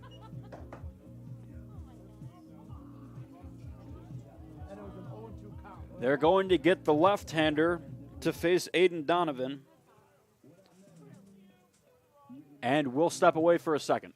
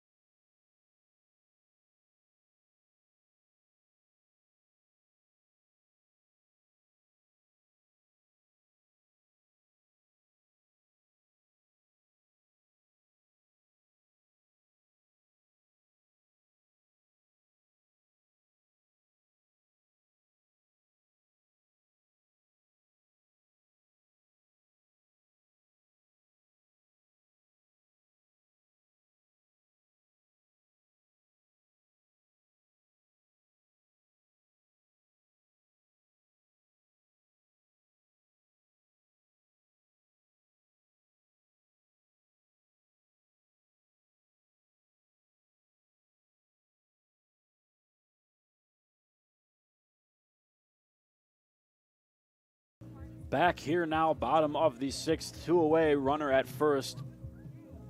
The batter is the right Tyler Dorsch just delivered a sac fly to give the Cougars an insurance run. They lead 3-0. The new pitcher for the Green Knights is Sam O'Leary, freshman who doubles as an outfielder as well. And he tosses in strike one. O'Leary this year has a 12-0 ERA, but a 1-0 record. Usually don't see those two things together, but it is early in the season, so sometimes you get those weird stats. He's got 2 appearances, 3 innings pitched, 3 hits in those innings, 4 earned, a walk, and 2 strikeouts. So he is brought in here to try to get the left-hander Donovan. And we have a slight delay, as I believe the bullpen ball got away from CUC. CJ Sellner talked in the first broadcast about the uniqueness of having the bullpens still in play, and that is certainly a factor you could run into. Donovan swings through that one. It's 1-2. O'Leary ahead, looking to do his job and get the left-handed hitting Donovan out.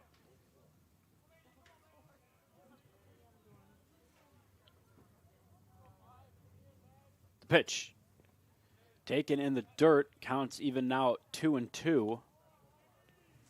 Matthew Uba at first base. Christian Jacob waits on deck. For right now, it's Donovan and O'Leary.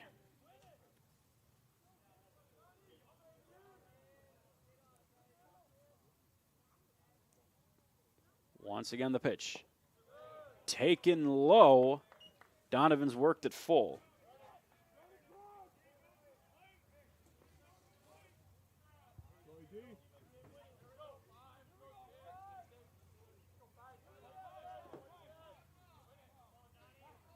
And timeout here. First baseman's looking for the count. He's got the scoreboard behind him, and I think when Matt Uba leaves on the pitch, it will be a pretty big indication to him as to what the count is. 3-2, 2 outs here in the sixth. The payoff pitch. Uba's off. Taken low, ball 4. Donovan works his way back into that at-bat, draws a walk. And now the lefty O'Leary will have to face a batch of right-handed hitters, beginning here with Christian Jacob, who's 1 for 1 with a walk today, so he's been on a couple times. number 2, Christian Jacob. Will look to continue his on-base streak here.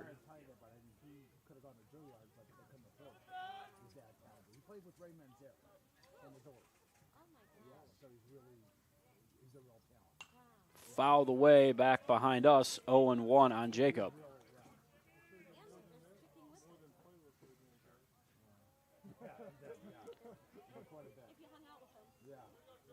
Conference home opener for the Cougars today.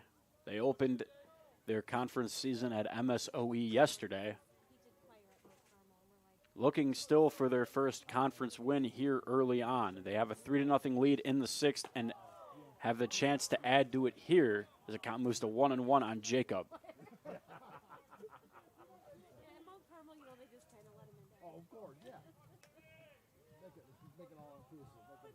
Coming up on 2 hours here in game number 2.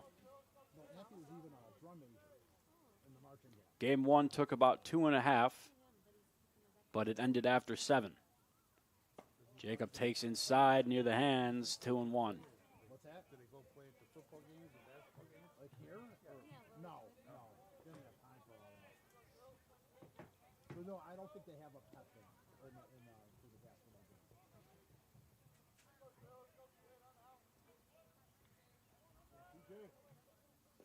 2-1 pitch coming up from the left-hander O'Leary. Jacob swings through it, and the count moves to 2-2.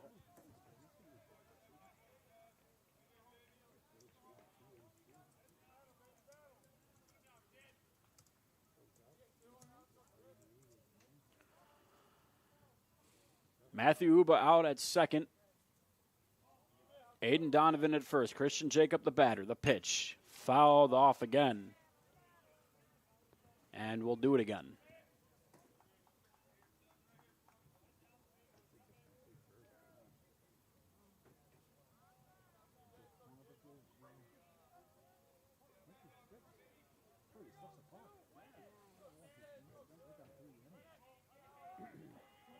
Cougar dugout offering encouragement to their second baseman as he faces a 2-2 count with 2 outs here in the 6th. 2 runners on. O'Leary gives a look at second and fires home. That's low and inside. The count runs full.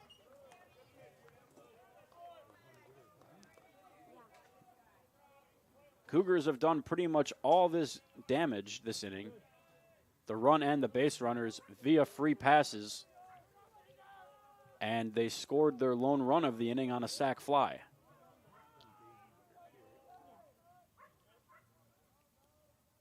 The payoff pitch coming up here to Jacob. Fouled back. And Jacob, for the second time in as many at-bats, finds himself in a battle.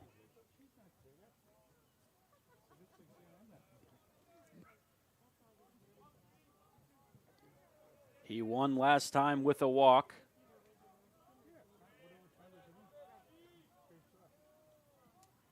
What will happen here as the left-hander O'Leary comes set? Check second. No one's holding on Uba. Runners will take off with the pitch. And they do, and Jacob once again fouls it back. And once again is going to have a 9-pitch at bat, and that ball is not coming back as it rolled down into the gutter on top of the structure behind us that houses the locker rooms.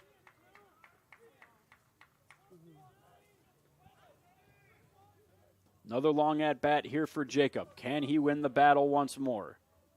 O'Leary checks first. Runners take off. He throws home. It's ball 4. Jacob is walked and the bases are loaded for Jaime Sandoval.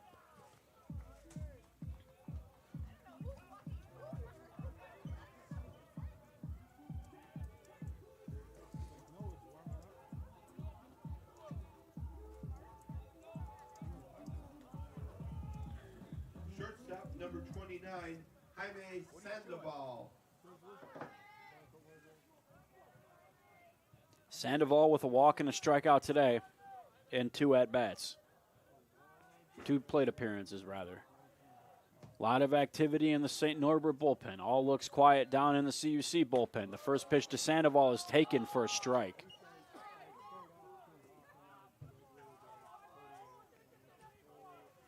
CUC dugout is very animated. Hoping for a couple insurance runs here. The 0-1 to Sandoval. Swung on and missed, strike 2. And O'Leary is 1 strike away from working his way out of this jam and giving his team a chance to come back to the plate and cut into the Cougar lead.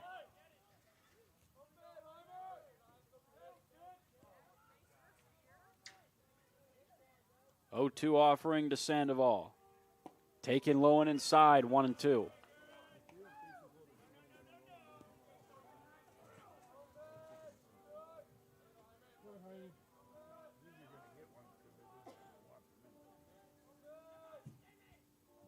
Cougar dugout cheering on Jaime.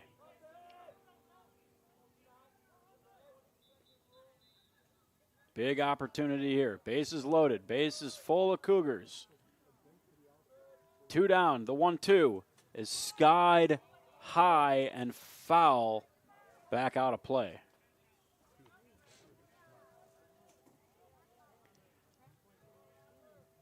Jacobs at first. He reached via walk. Donovan at second. Same deal. Uba is on third, having reached on a fielder's choice. That fielder's choice was set up by a couple of hit batters, so there have been no shortage of free passes this inning for CUC. Sandoval looking for a hit here, however. He chops one to short. They'll go to second with it, and that'll end the inning. So the Cougars leave them loaded. They get another one, though. We head to the 7th. 3-0 CUC.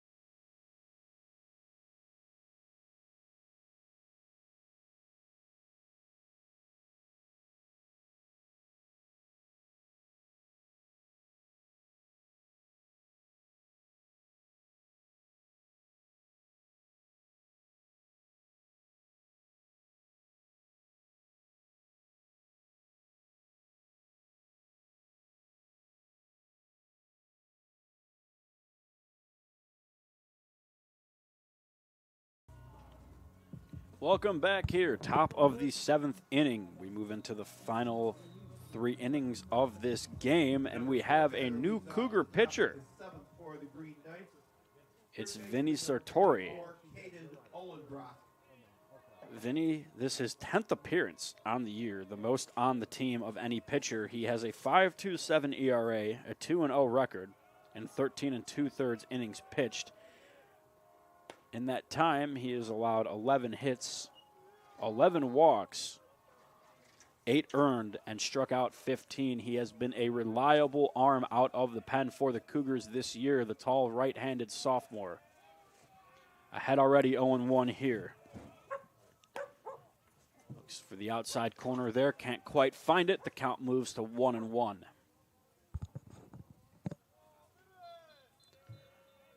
A heck of an outing for Weston Stutzman, the Cougars starting pitcher. Certainly his best of the year, as that is lofted softly into right field. The catch is made by somebody. Pole is in my way. It's Jacob who had the catch. Out there with Aiden Donovan. Final line for Stutzman. Designated hitter number 21. 6 innings pitched, no earned, just the 1 hit, 3 walks, 6 strikeouts. Perhaps as impressive as any stat here, he had 8 groundouts, so he kept the ball on the ground when the ball was in play. As that ball is shot to short, and that is in to left field off the bat of Gerhardt. And St.Norbert has one on with 1 away here in the 7th. That'll bring up Fulman. Left fielder number 27, Luke Fulman. Fulman, a walk and a strikeout thus far today.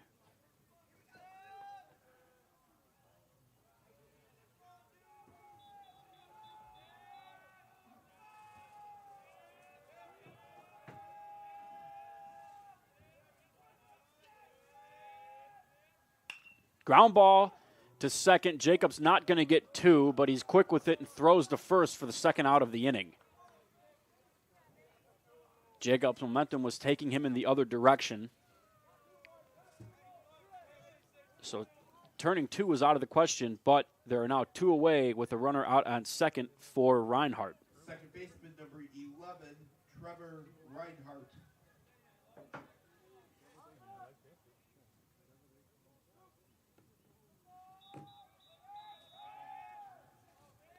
Reinhardt 0 for 2 with a K. And he stands between Sartori and a clean inning. Sartori bounces that one in for ball one.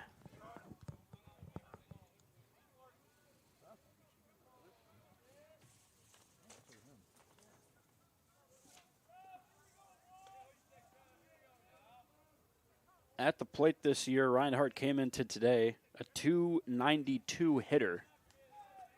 This his 8th appearance and 8th start as a position player, and he skies that one deep to right. Donovan is moving back on it, back on it, back on it. It's off the base of the wall. That's going to score St. Norbert's first run of the ball game.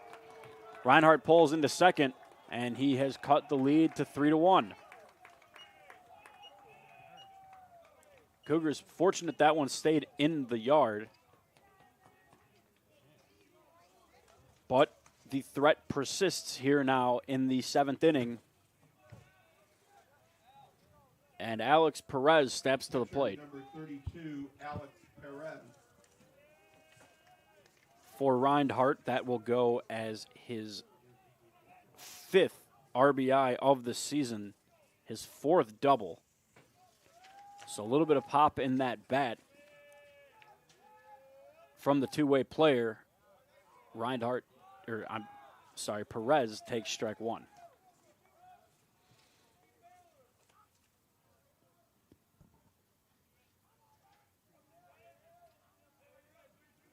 Sartori looking to avoid letting this get any closer. Perez with a hit can make this a one-run game. Taken low at his feet, 1-1. So Norbert comes right back and gets that run back that the Cougars scored in the bottom half of the 6th. It's once again a 2-run game. That's how we've spent most of the afternoon.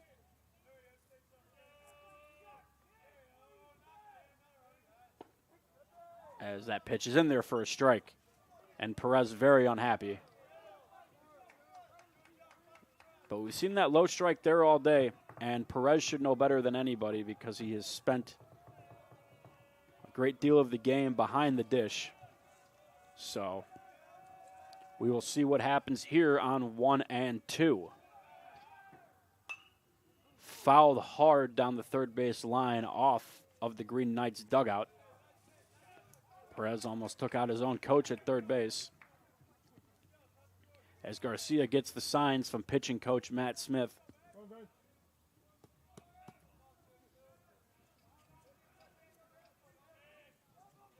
He relays him to Sartori, who's one pitch away from getting the Cougars out of this inning, giving them a chance to add some insurance.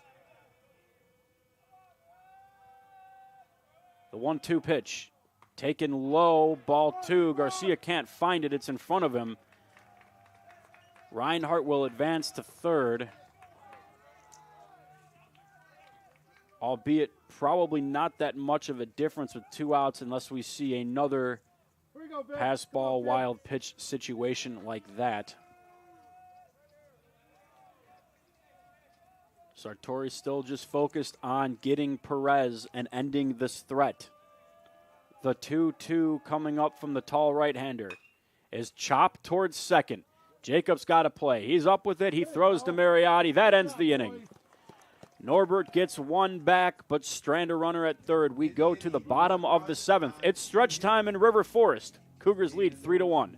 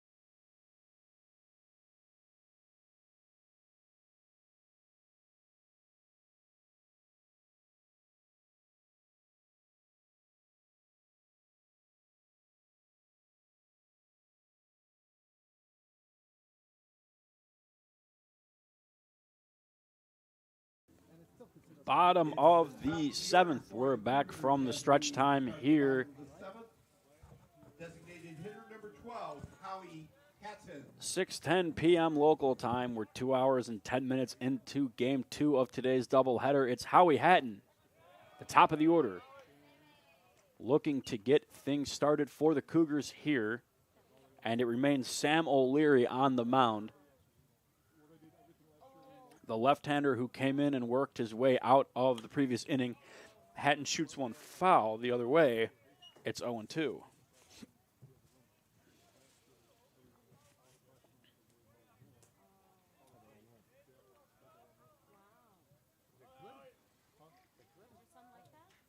St. Norbert coming off a doubleheader split with conference favorite Aurora yesterday afternoon. Came in today and took Game 1 from the Cougars here at the Thunderdome. CUC trying to respond and in the process pick up their first conference victory of the season. The 1-2 pitch to Hatton is taken for strike 3. He doesn't like it. But it is what it is. Eli Hickman will hit next. Looked a little low and away. Eli Hickman.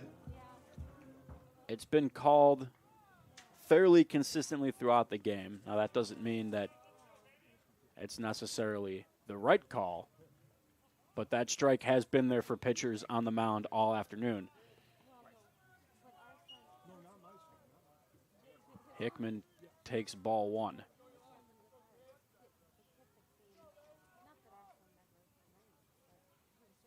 Hickman shoots one into center field. Moving back on it and under it, however, is Kramer. And they're very quickly now 2 away.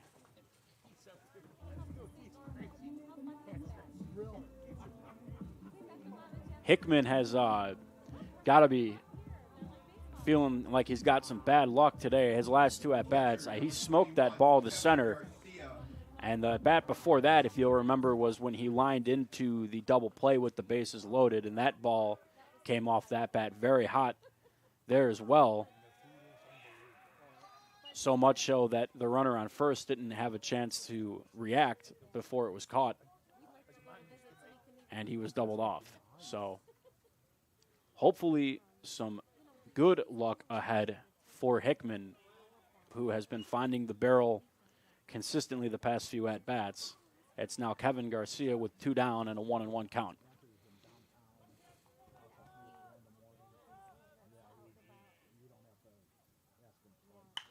Garcia puts a charge into this one into left field, but it's a little too high. Shading under it is Fallman. He makes the catch. 1, 2, 3 go the Cougars in the home half of the 7th. We're on to the 8th. 3-1 CUC.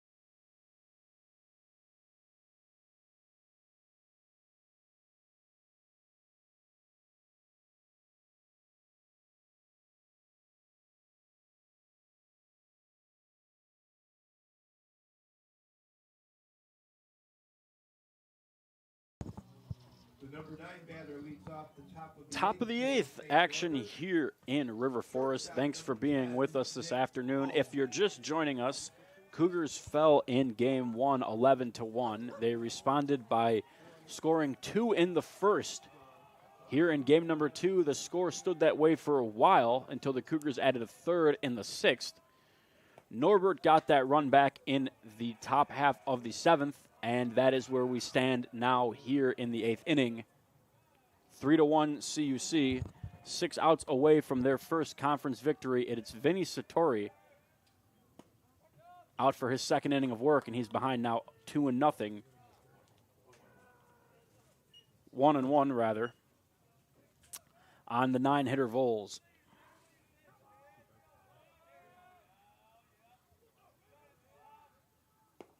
Taken low and away, it's 2-1.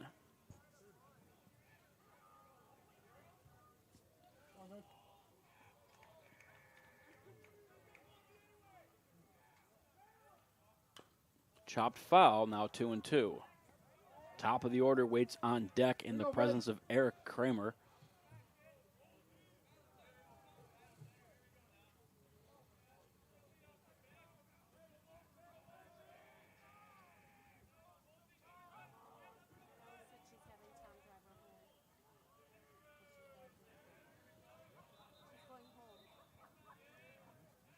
Pitch. Chop back through the hole. Jacobs got it at second. He's got to play at first. He's got him. Good stretch by Mariotti. Great play by Jacob. Showing some range up the middle there.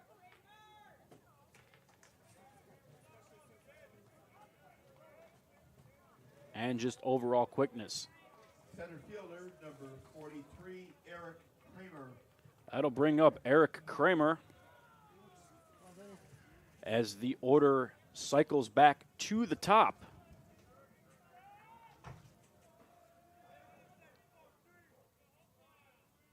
First pitch from Sartorio is taken for a strike.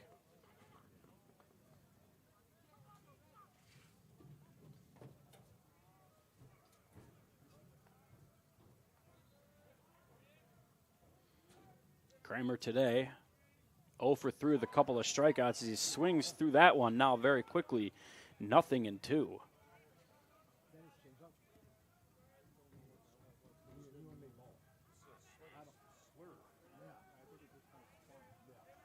Sartorio gets the signs from Garcia. He comes set. Garcia setting up on the inside part of the plate with his glove at least, and that's taken low and in. 2-1 now.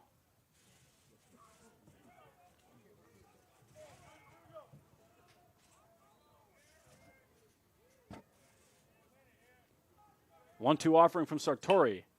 Chopped to short. Sandoval makes a nice play on it. Fires the first. Mariotti not quite able to hold on to the ball.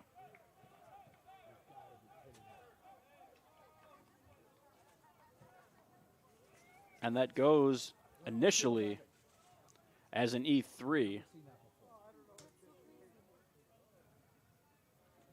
It was a nice play by Sandoval. That ball hit the lip of the grass in between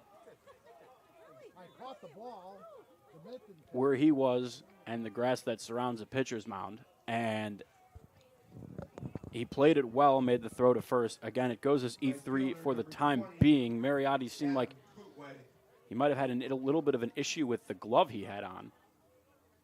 And I think he may have switched gloves.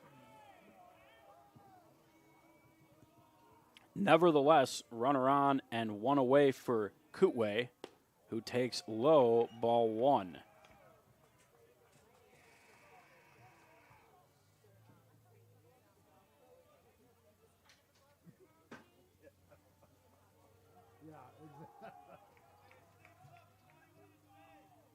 Sartorio checks on the runner at first, gets away a little bit, but nowhere to go for Kramer.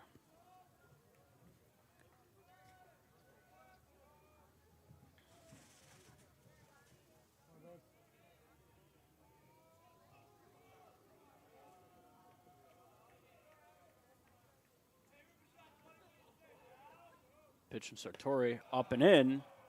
Ball 2.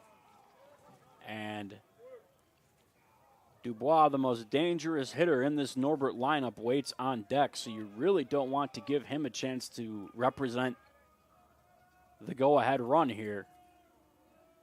We'll see if Sartori goes right after Kutwe. Taken for a ball. That's that low strike that we were just talking about the pitchers getting for the most part today.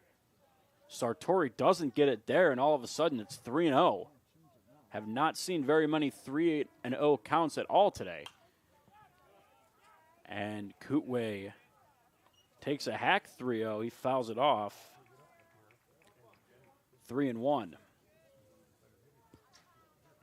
Sartori's certainly looking for a ground ball. He's rolled 2 of them so far this inning. Third here would hopefully mean, if you're a Cougar fan, that they're out of the inning, but we'll cross that bridge when we get there, as that is shot foul. Long way down the right field line and out of play. 3-2 the count now. Payoff pitch coming from Sartori. Big situation here. Reaching the latter half of this game. It's the 8th inning. It is getting darker here in River Forest. The pitch. Swung on and lifted to right. Under it is Donovan. He can't make the play.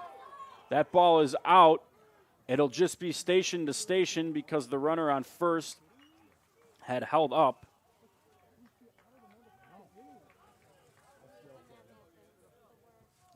And that'll go E9 once again for the time being. But everything is subject to change.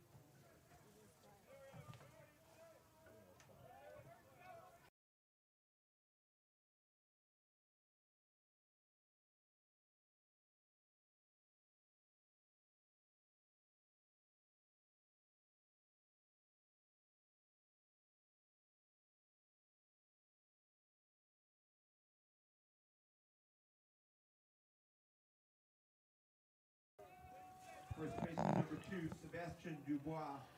And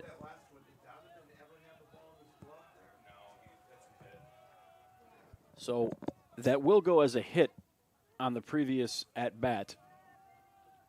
And with that hit, St. Norbert is once again threatening. They had the same situation a couple innings ago in the 6th, actually. Dubois, the best hitter in their lineup, up with first and second, 1 out.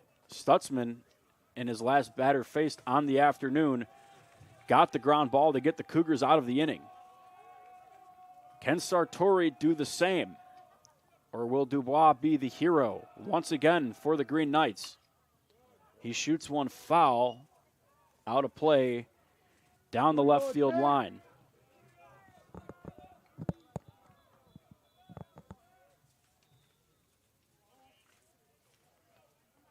Dubois, a .378 hitter coming into today, is 0 for 3 with a strikeout in this game.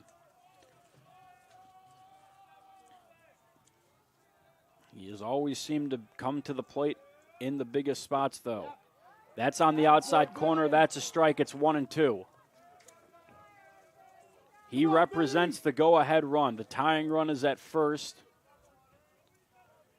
There's also a runner out at second.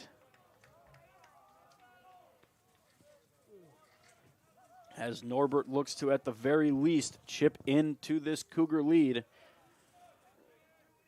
With just 5 outs to play with, Dubois gets time and steps out of the box.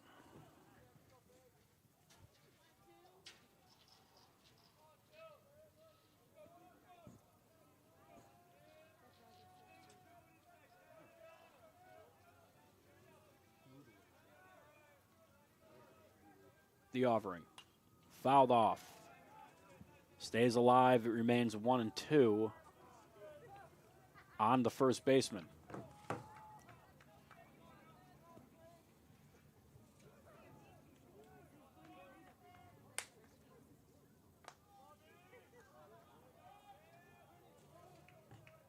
Sartori stares in, gets a sign from Garcia. He comes set.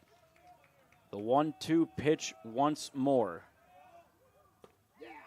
Taken just off the inside corner. That evens the count at 2 apiece. Not everyone here at the Thunderdome agrees with that call.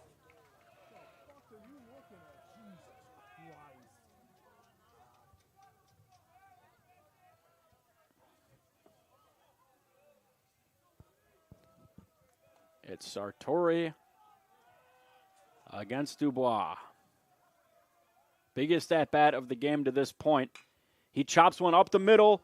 Sandoval tries to get the out at second. He won't. It was an acrobatic play, but just too far to the other side of the bag to get the ball back to Jacob, who attempted the nice bare hand. Sandoval may have been better off going to first, though. That is a lot happening at once. The thought was definitely there, and we're going to get a substitution out in right field. Gary Maynard is in the game for Aiden Donovan.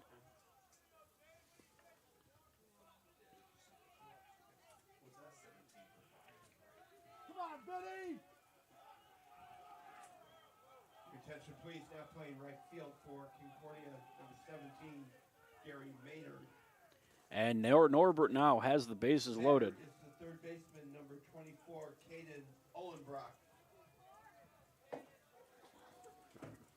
Olenbrock, the batter today. So far, Olenbrock 0 for 3.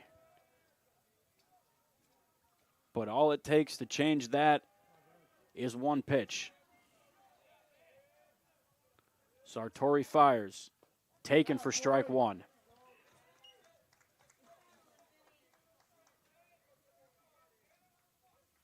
Here we go, 33.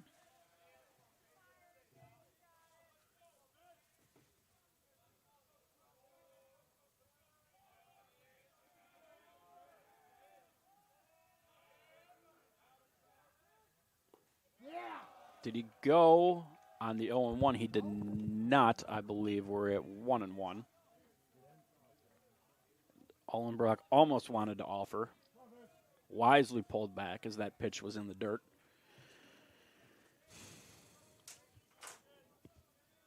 Bags packed with Green Knights. Sartori, the pitcher, trying to protect a 2-run lead here in the 8th. And that's fouled off. The count now 1-2 on Olenbrock.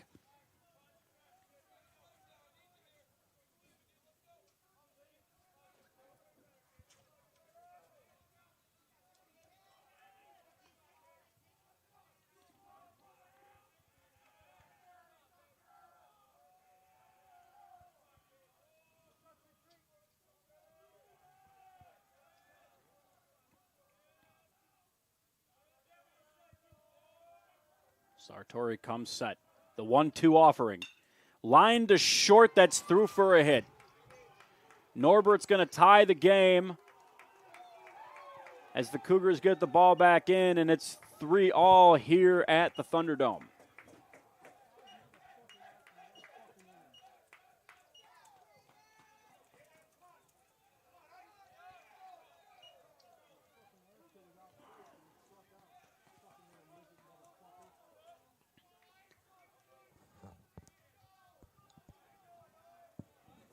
We are all knotted up at 3 here in River Forest following Olenbrock's 2 RBI hit.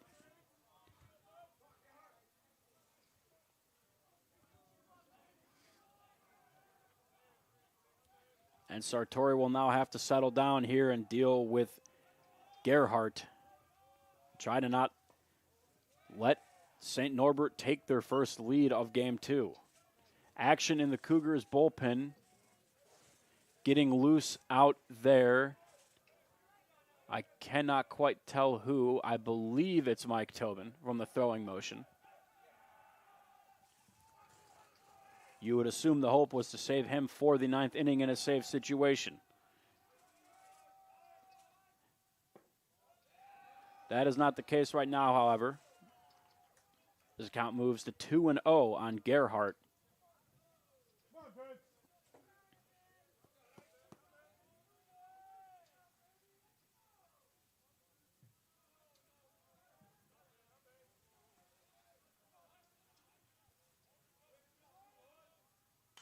Gerhardt fouls that one off. 2-1 now the count. Cougars looking to minimize the damage here and keep this thing tied with the upper hand in remaining at bats.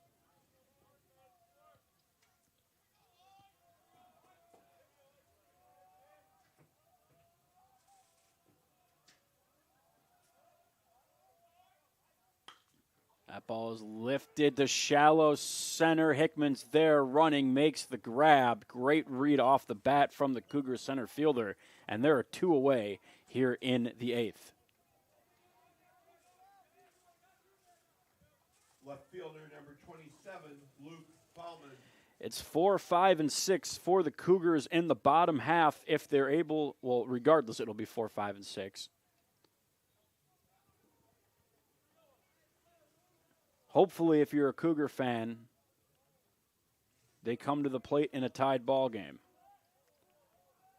We'll see if Luke Fallman has any other ideas here.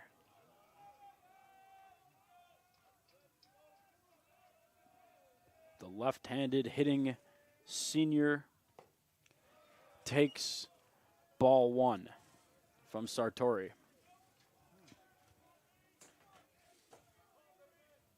Cougars have led the entire way until this inning. 2 runs in the bottom of the first.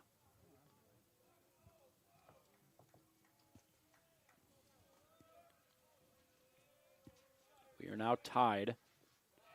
And that ball is low and in the dirt. 2-0.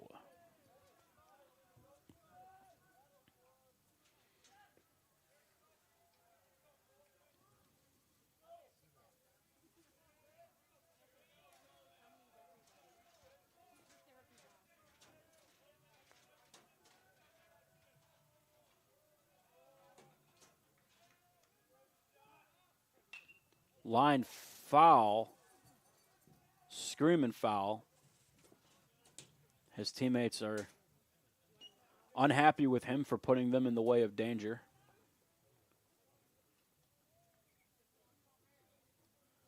And now we wait the 2-1 offering from Sartori.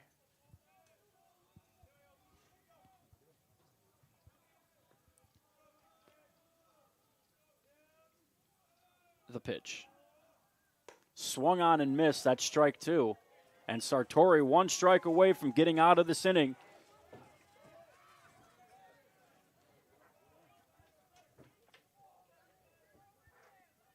Fullman the batter. 2-2 count. 2 out, 2 on. 3-3 here in the 8th inning.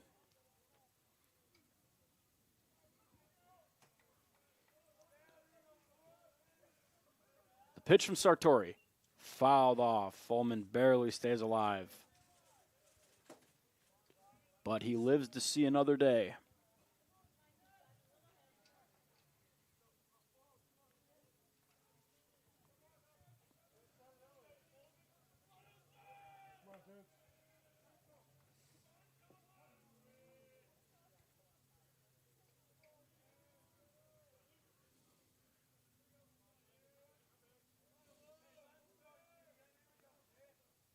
The tall right-hander set. He delivers 2-2, and that is looped foul down the first base line. That's the kind of hit that's trouble in these situations right now had that landed fair.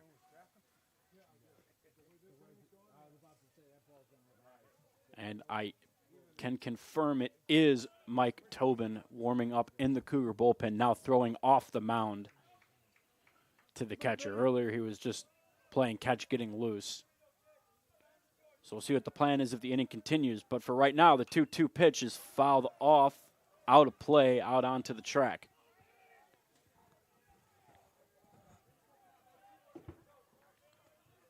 CUC softball team in attendance out here. Their game today postponed due to field conditions. Hoping they get to at least see a Cougar winner in lieu of their game. The 2-2 from Sartori once more is taken low. Count runs full. And I don't really know what has happened to that low strike. It seemed to be there most of the afternoon. It has vanished the last inning or so.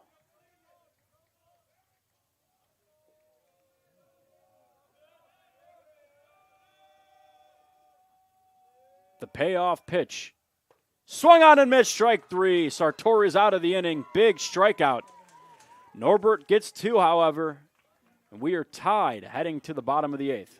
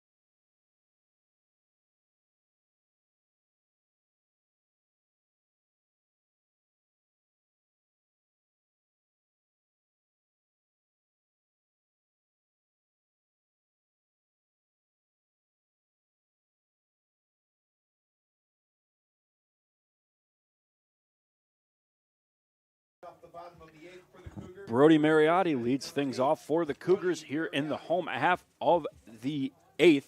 And for the first time since the Cougars came to bat in the bottom of the first, they are doing so in a tied ball game. St. Norbert were 2 in the top half of the inning to even things at 3 as Mariotti takes ball 1. So some late magic needed from the Cougars. Mariotti is no stranger to that. We all remember his walk-off home run against Marion a season ago. And he takes a strike inside on the inside part of the plate. 1-1 on the Cougar slugger. Remains Sam O'Leary on the mound for Norbert, and he has Mariotti chasing out in front of that one to get ahead in the count 1-2. Matthew Uba on deck. It's Tyler Dorsch in the hole.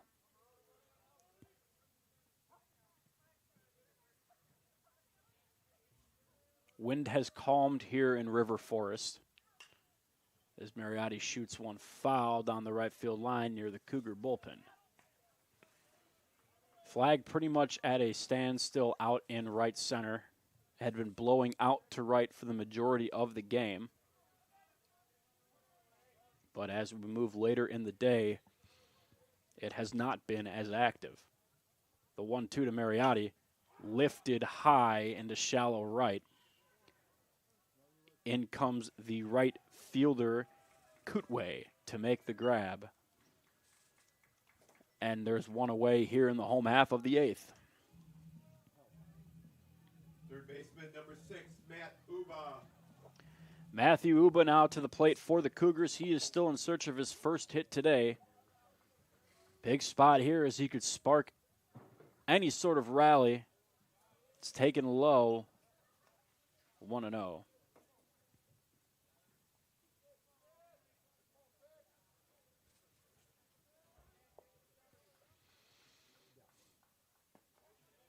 That's on the inside corner.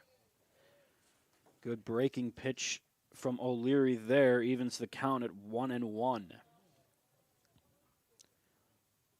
Lefty-lefty matchup here. We'll see what Uba does with it. 2-1, he's ahead now. It is Gary Maynard in the hole now, a defensive replacement for Donovan in the middle of last inning.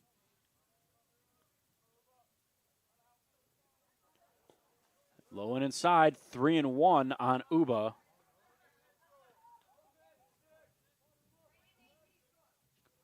The Cougars just need a base runner right now. It starts with 1.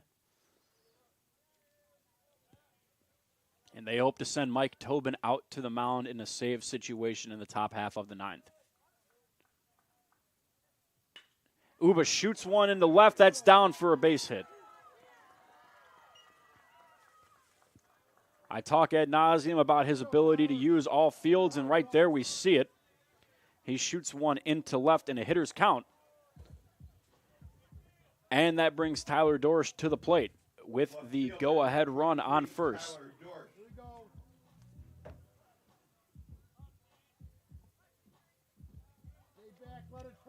Maynard is in the on-deck circle. Tobin continues to throw in the bullpen. The question will be what the situation will look like for him in the 9th.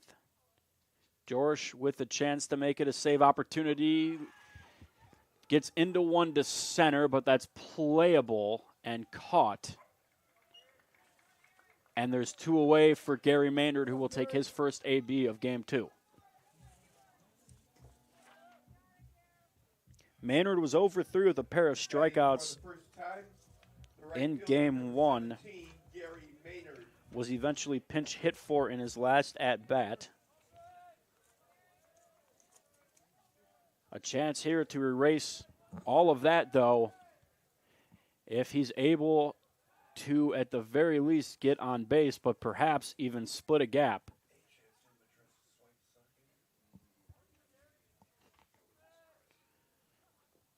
Uba on first. Left-hander holding him on, keeping him honest. Maynard takes a strike on the inside part of the plate. It's 0-1 on the Cougar right fielder.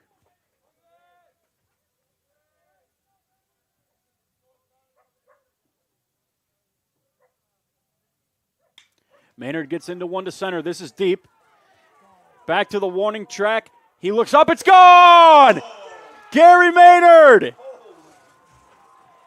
In his first at-bat of the game, unties it here in the 8th. The Cougars rejoice as they step outside the dugout to celebrate with their teammate. Gary Maynard is the hero right now in the 8th inning. Nothing but love from the Cougars as Maynard makes his way through the dugout. He goes to dead center to the deepest part of the park. And the team has the lead 3-1, 4-2.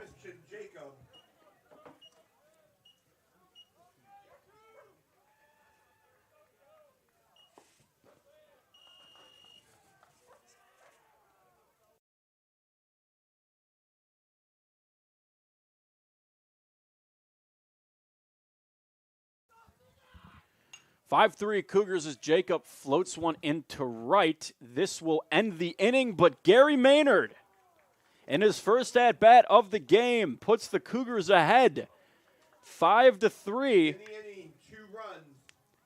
Mike Tobin will come in with the save situation in hand. It's 5-3 CUC.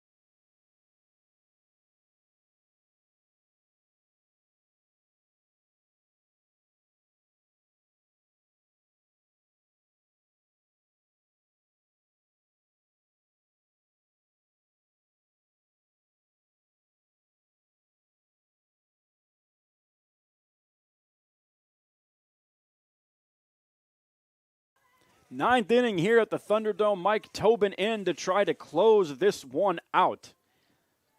Gary Maynard was the hero in the bottom half of the eighth. His first home run of the season gave the Cougars the lead back at 5-3.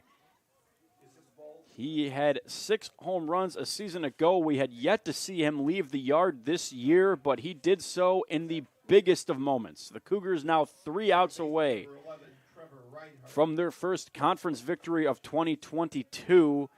Tobin fires a 1-1, is off the outside corner, 2-1. Tobin working very quickly.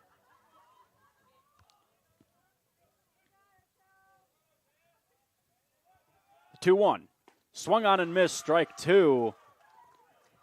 Tobin's got some energy out there. The Cougars as a whole have a lot of energy. Following that Maynard home run, they led the entire way, only to have Norbert tie it in the 8th, but they took the lead right back. That is shot foul out of play by Reinhardt. It remains 2-2. Reinhardt gave the Knights their first run of the game with his RBI double in the 7th.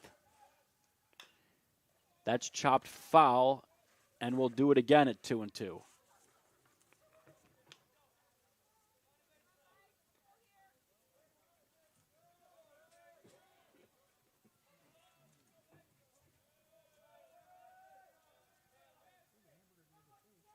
Two. Swung on, chopped. It'll be foul. One is picked up by Garcia. And again, we'll do it again. Way to go, KG.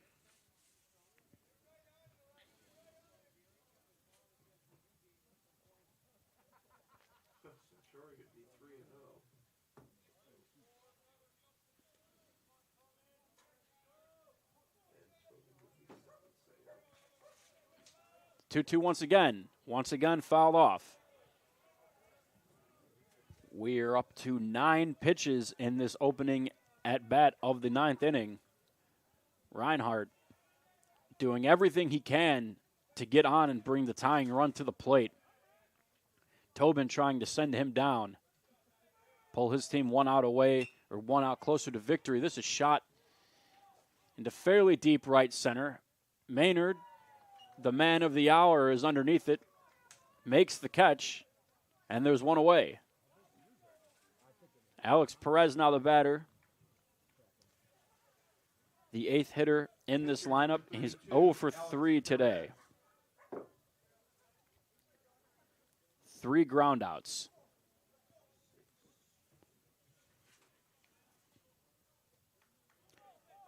We'll see what Tobin has for him here. Wind the pitch, outside corner, ball 1. Perez, switch hitter. We've seen him only from the left side of the plate today, and that's a strike.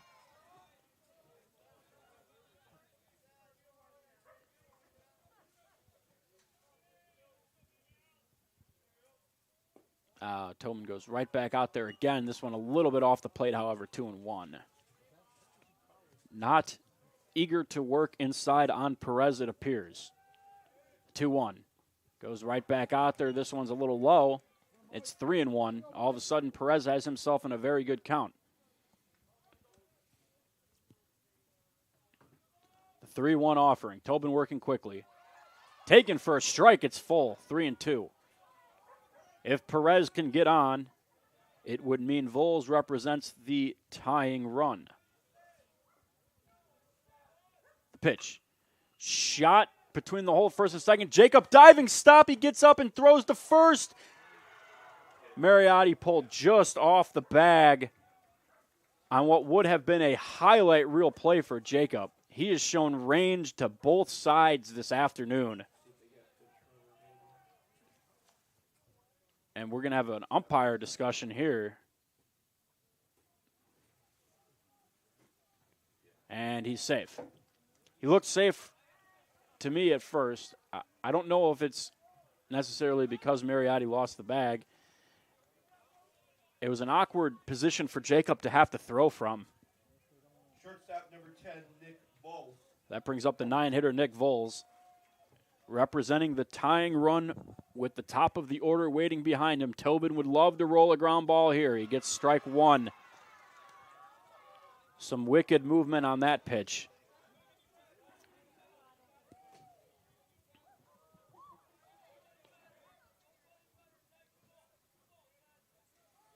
The 0-1 offering from Tobin is taken outside, 1-1.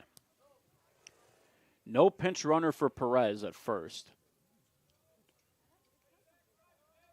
Albeit his run is rather meaningless in the grand scheme of things. Tobin paying no attention to him. He fires home, ball 2.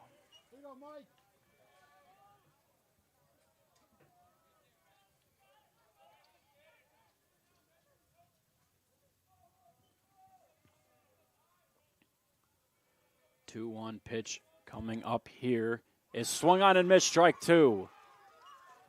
Voles frustrated with himself. He was reaching at that one.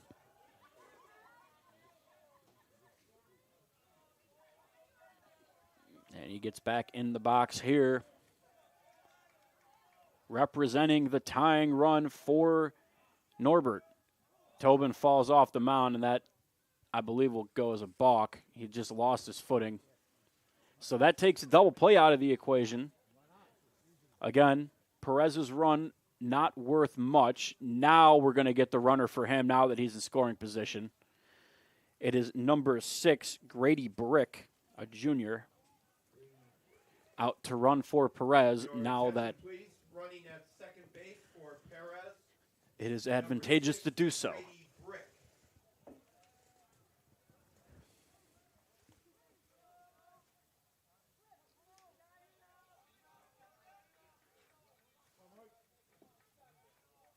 Long conversation between Perez and his coach by the third base dugout as Tobin strikes out Voles, and there are 2 away here in the 9th inning. Eric Kramer will bat. He's 0 for 4 with a pair of strikeouts here in game 2.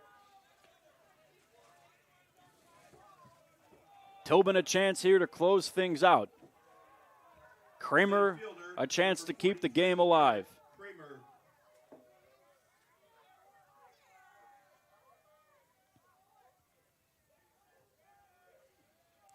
Pitch taken on the just off the outside corner, I suppose. Maybe a little low. It's 1-0.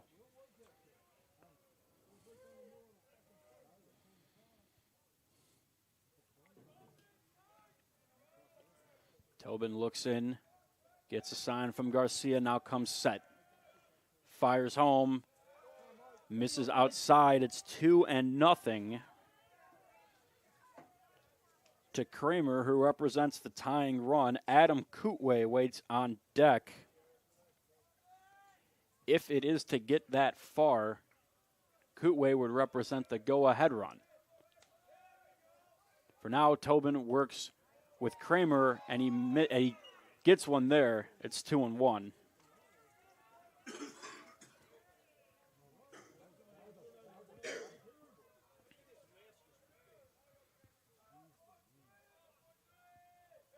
It's gotten a lot darker here in the last couple of innings.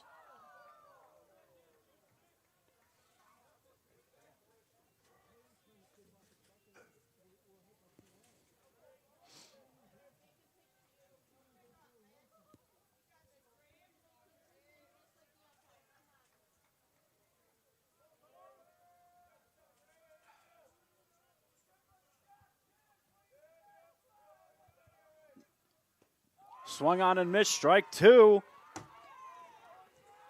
And St. Norbert is down to their last strike. Mike Tobin on the bump. Eric Kramer at the plate.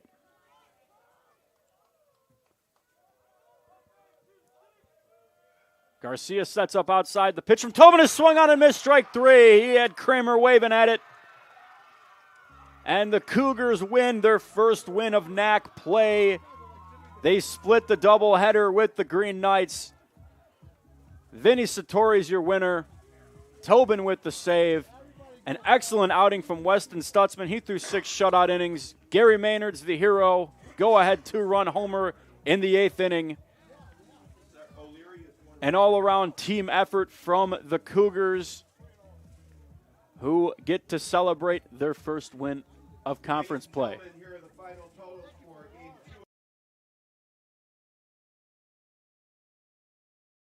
2. Chicago Cougars, 5 runs. Cougars end the day 5 runs on 5 hits, as efficient as it gets. For the St. Norbert, 3 runs on 6 hits. no errors and 6 left on base. Tobin gets the save.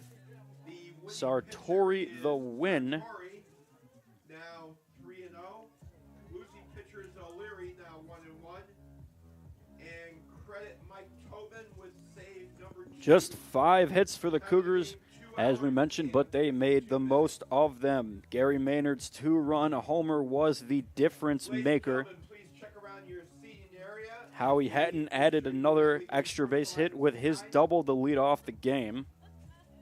If you have any trash, please dispose of it in the garbage cans on your way out.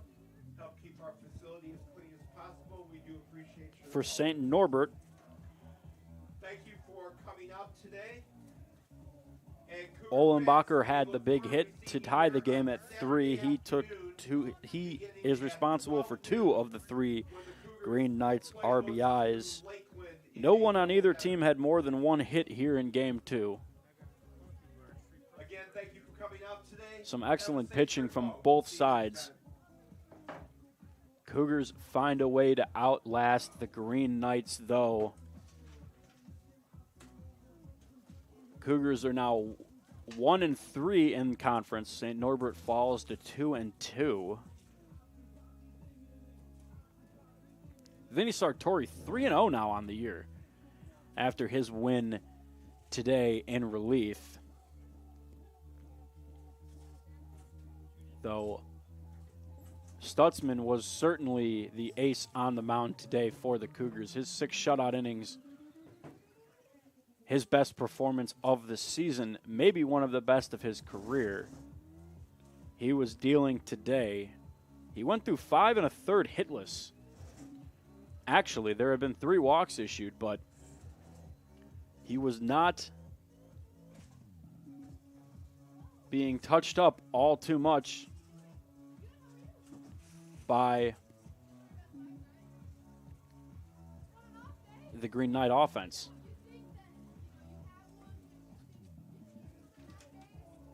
Cougars move to 6-10 overall with the win. They're back here this weekend on Saturday against Lakeland University. That'll be a doubleheader, and that'll start at noon on Saturday. Their next conference contest, their next contest at all.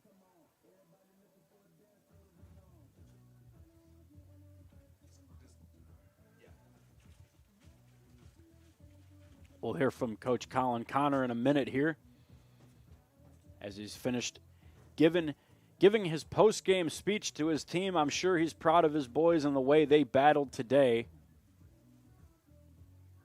making sure that they did not let this win get away from them. They knew how important it was to get into the win column here at home today. And now 4 more chances this weekend for the Cougars to erase the 0-3 start in conference play and put themselves in a position to compete in the NAC standings here still very early on in conference play, obviously. Nevertheless, it was a wonderful afternoon at the Thunderdome. Could have been a little bit warmer. We stayed warm in the booth. We appreciate all who came out and all who have tuned into this broadcast throughout the day. 2 games. You're up to 6 hours now of listening to myself and my boss, CJ Selner. So we appreciate you following along and supporting us and the team.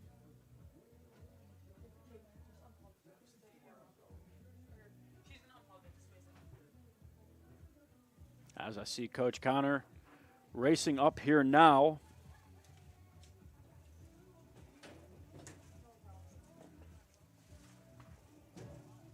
And we will have him on the broadcast in just a second.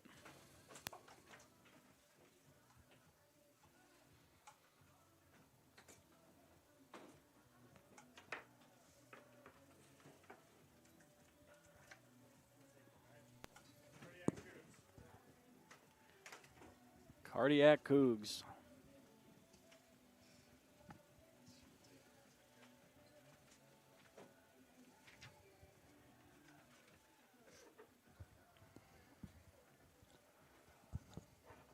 Well, Coach Connor, first of all, congratulations. First conference win of the season. Came in thrilling fashion. How are we feeling after pushing that one across? Baseball's a funny sport, man. It is. It really, really is. Obviously needed that one. I think two things. I mean, number one, when you needed a big start, Weston Stutzman really stepped up for us and threw great. Second thing, Gary Maynard. Yeah. Finally, listen, you don't expect the guy to hit a home run every time, but he just needed something to get him rolling. And I think it's funny how just sitting down for, 8 innings, how that really just gets you in a good spot. So, I mean, those are two things that help us win that game, and that was something we needed. I mean, this week, if you look at it, 3-3 in the week. So really not as bad as what everybody thinks. We were one more game away from being 4-2 week, which puts you in a good spot. I mean, St.Norbert's is a good team. Yeah. They just split with Aurora yesterday, who is obviously a top 10 team in the country.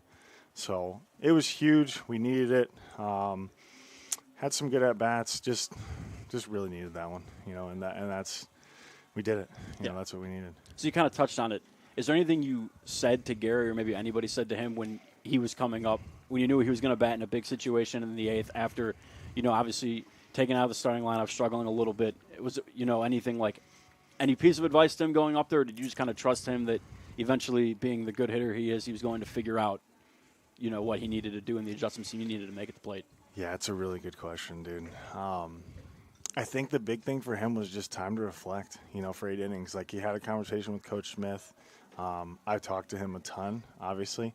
But I think he just needed time to just kind of, sit and think on it. And then it's funny is he was keeping our pitch tendency chart that we keep, and he just kept writing on the top, don't give in, don't give in, don't give in. He wrote it 100 times during the game. So I think watching those guys, that obviously he's frustrated not being in there when you're an all-conference guy, soon to be all-region guy. So I think just watching the team play and him just allowing himself to be successful. When you're a good player, you're supposed to be good, and that pressure builds over time. And, I kind of just said to him, hey, dude, we're going to get there. And he's like, no, it's time to go. It's time to figure it out. And, I mean, couldn't have came at a better time and couldn't have been a more awesome spot, for him. So now he's going to roll from here.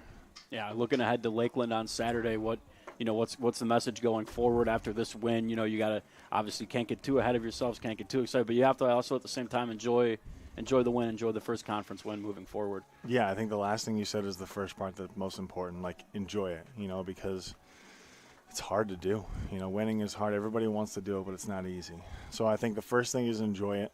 I think the second thing is just we shouldn't have to get punched in the face to get ourselves going. Let's be the people that initiate, that spark and that rally. So I think that's a big part of it.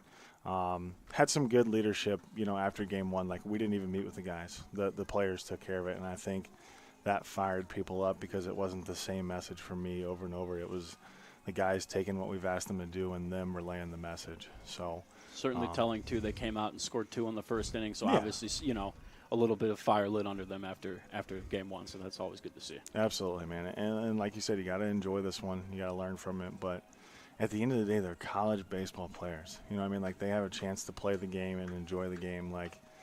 Your life could be a lot worse. You have an opportunity to play a game that you love, that you chose to come to school to play. So just go do it. Absolutely. Well, thank you, Coach. Go enjoy this win, and we'll see you back here Saturday for Lakeland. Thanks. Best.